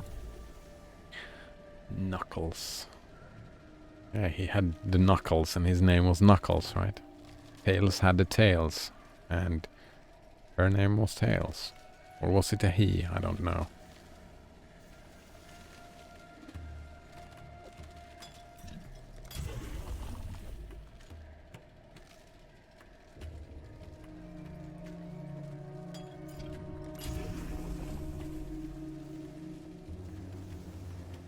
And just sacrifice or mortal fragment into a random fragment of that type. Right, I guess. Oh. This. Oh yeah, Banana Waffle Monkey expecting to having a chance to get items that drop with an abyss socket. Oh, nice. That's interesting. Has one abyssal socket. That seems like a waste. It's like, what would you want to do with this? No Donner says, and Sonic went fast. Very creative names. Aptonyms. I've learned a new word. Aptonyms. Have names that reflect what type of character they are. Could be considered creative.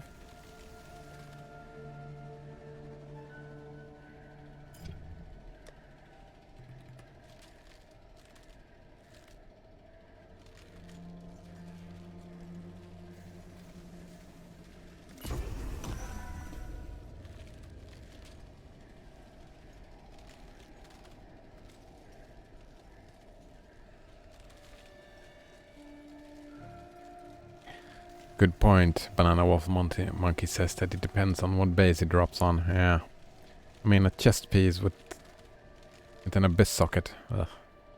Is it only one as well, or can you get like multiples? Can it roll more than once? Who knows? Exchange jewel orbs. I can do that.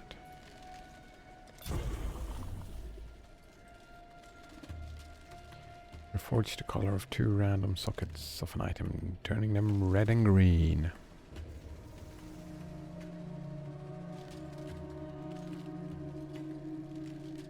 No.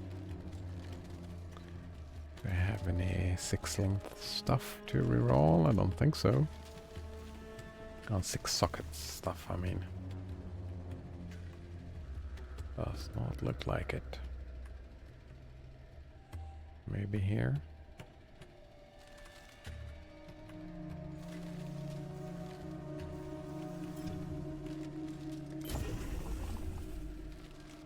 nothing changed. Nice.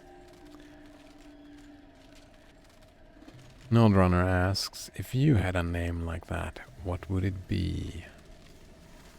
Good question.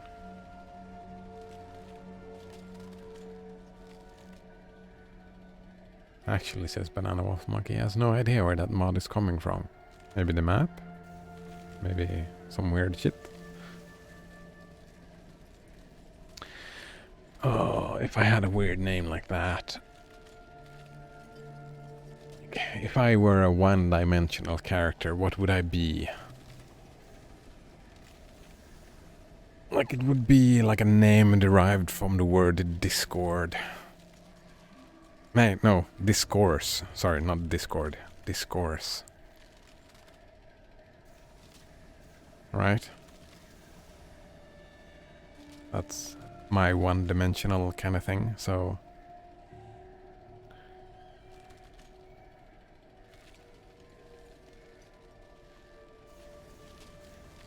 I don't know. I'm not creative like that. That is not my, like, aesthetic. Like, doing pretty words, prose, and that type of creativity I'm not very good at. I'm quite good at philosophical creativity, I would think, but figuring out a name like that. What about you, Node-Runner? What would yours be? Liber something? Like if you were a one-dimensional character, it would have been something with freedom or liberty, right?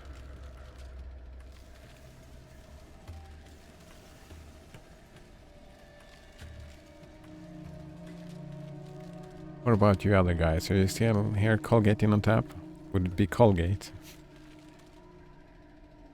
And Banana Waffle Monkey.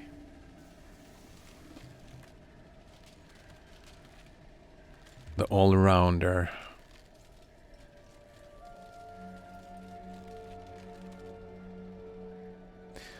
Like if you had a one-dimensional name, like if you were a one-dimensional character in a story or whatever, and you had a name that reflected that type of character, what would that name be? I'm guessing Colgate, but that only makes sense in your context since we don't understand what that really means, what the Colgate character is all about. Something about math, I guess? Since you're a math nerd. A mathy name, I guess. One-dimensional. Good thing we are, like, real people are not one-dimensional like that. No, Node-Runner says I would say that that's a two-dimensional name. One-dimensional name would be Beard Man. Well, I mean, have you heard the band? There's a band called The Beards. And they are all about the beards. They just write songs about the beards. So I disagree. Like, when you talk about a one-dimensional character, it's like, yeah, you're... yeah, maybe there are different types of aptonyms. Because when thinking about a one-dimensional character, I always think about a character that has one type of personality and only works out of that way.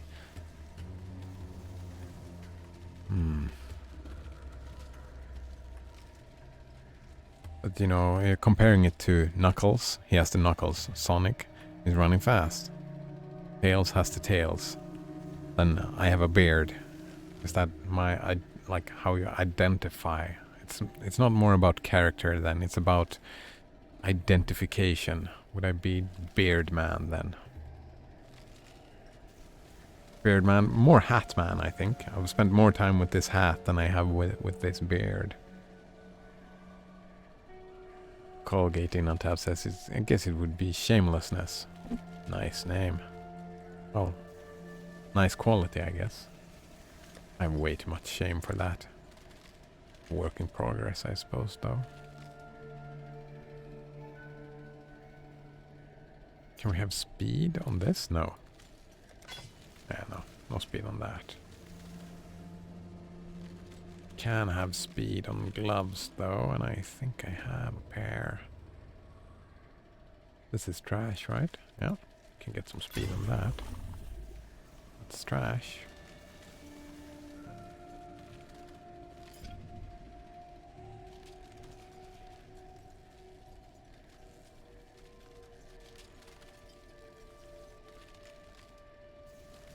Nodrunner says you're a Linux user, but you have more of a BSD beard. It used to be a Linux beard, right? The neck beards. They all moved to BSD, I guess.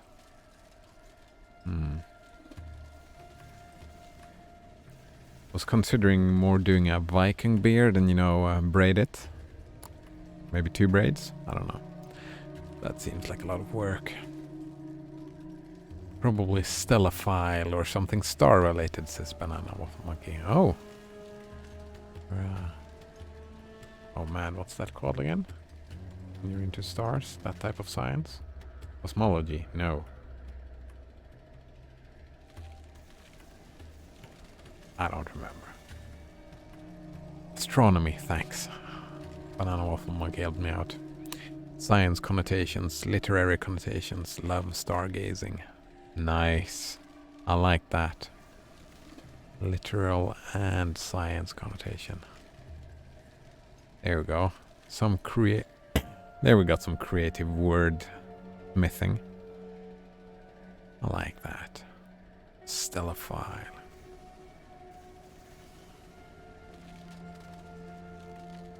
Ambiguity. Many.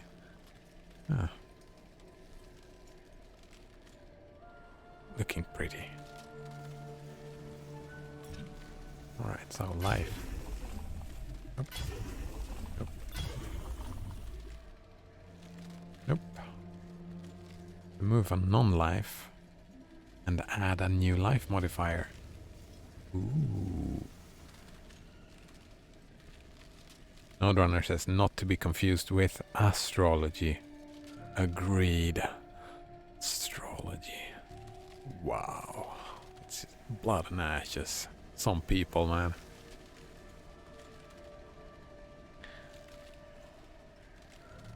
Well, I mean, to each their own. Some people have a good time with it, so I guess that was mean of me. I shouldn't be mean like that.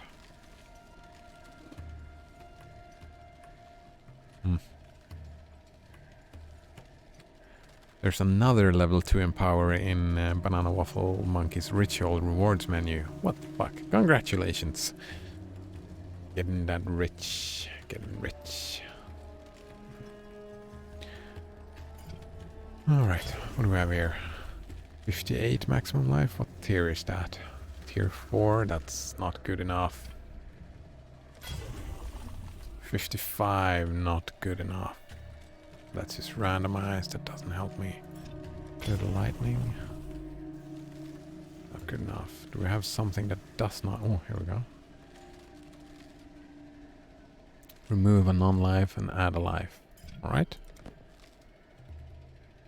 Wait. Ah, here we go. Remove and add.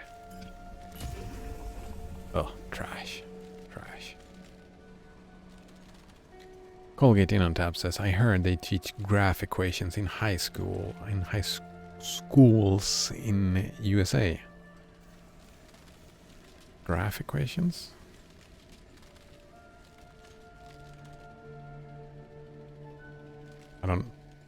Isn't a graph equation? We learned them in middle school, Banana Waffle Monkey says. Or introduced to them in middle school. Like that's y equals to kx plus m. Oh, that's the linear something.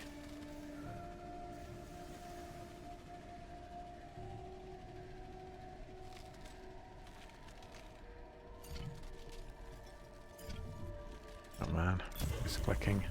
That fingering. Boosts the quality of a flask by at least 10. It's greater effect on lower rarity flasks. The maximum quality is 20.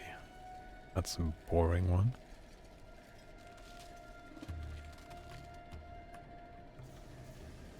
split a scarab into 2 scarabs of lower rarity. Ooh. No?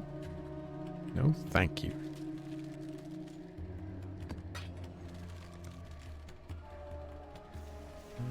No. No. Or the normal. I think I have taken all the normal, right? There's only rares. Yeah, that's fine. I'm not up to that just yet.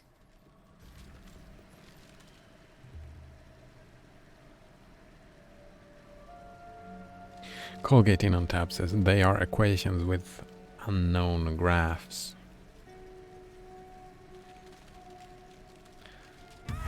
Banana Waffle Monkey says that scarab splitting is good for throwaway scarabs. Oh, right, if we end up getting another scarab thing. Like if I wanna...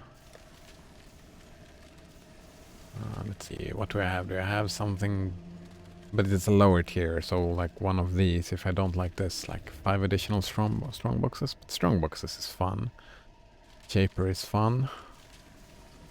More maps is good. Shaper's fun. Strong boxes is good enough. Contains Einhar. I mean, that could be fun. More uniques found in the area. That is a little bit boring, I suppose. I could get that. Torments are what Banana Waffle Monkey usually split. Can imagine. There we go. Split. Then if we get another craft, we can get a full stack of crafting, right?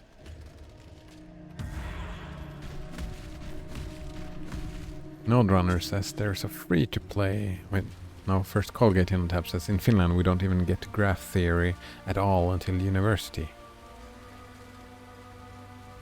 I gotta...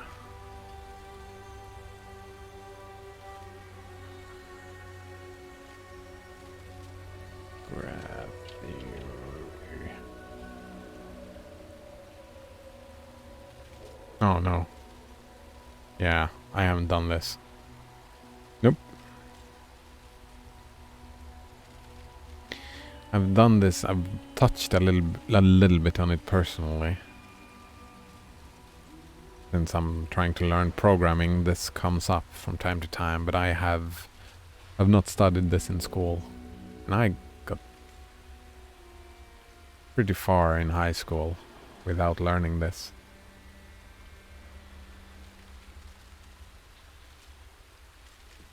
That's interesting. Node Runner says there's a free-to-play MMO on Steam called Legends of Aria. Aria? It's a terrible game, don't play it. Alright. But it's pretty modifiable. And there's a group that has created what can only be described as a modern version of Ultima Online within it, called Legends of Aria. It's a masterpiece. Sadly, you need to actually buy a pass to be able to be allowed to connect to private community server mods, right?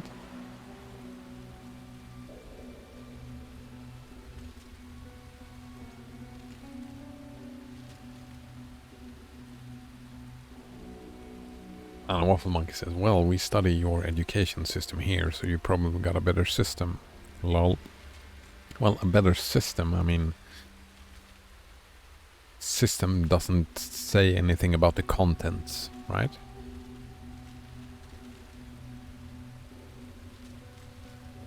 Like... Yeah. System is one thing, contents is a completely different question. I would argue, anyway. So, it's a terrible game that we shouldn't play, but it has a private server that is like Ultima Online. And that private server is a masterpiece. Sadly, says Node Runner, you actually need to buy a pass. Why is that sadly?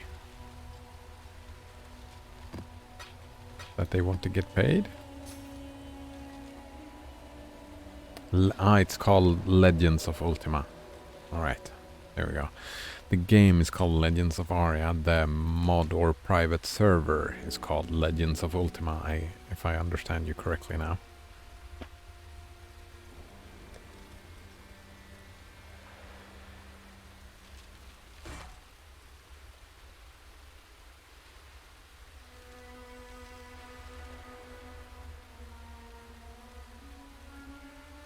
I mean, I can see the issue with like communities not forging around and you have to pay, but I also understand like people spend all that work and they keep the servers up and whatnot. I can understand why they would want to get paid. Yeah. The sad part is it's harder to convince people to try it out if there's a paywall. Yeah. It's been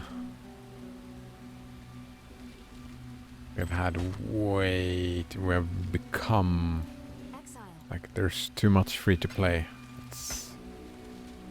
I don't like it. I say playing Path of Exile.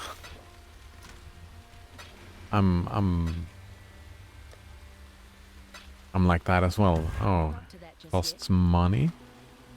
Oh man, I don't want to pay money for it. And I can do this for free. But I mean,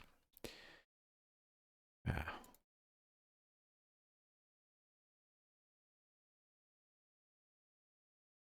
We need easier payment methods.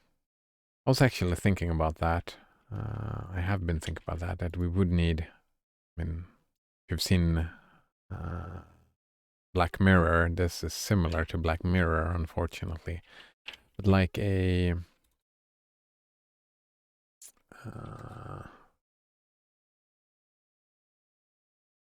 we need like a universal like system. Oh, universal like system. You know, like some way for people gaining monetary value from getting likes on the internet. I don't know how or why. It's like similar to like I don't know about Twitch, but like bits in Twitch, you know, you can just pop it up like just as you play. You can just press a thumbs up like and maybe just type in a number and press like on and some type of monetary value to be gained for the people. Like I don't know if we should have like an allocation of this or something. I don't know.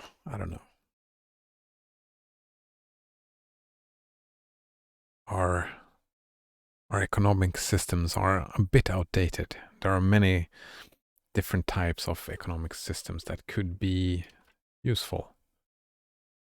Where am I at? Let's get you out of the way.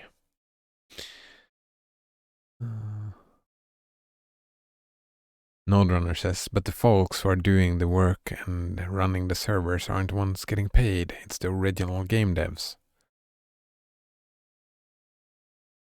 I mean, they did the work as well, I suppose. And there is, if you don't want to pay for something, I've heard about this little illegal site where there are pirates to be found. Colgate In on Tab says Linux is free too. Yeah. I love Linux.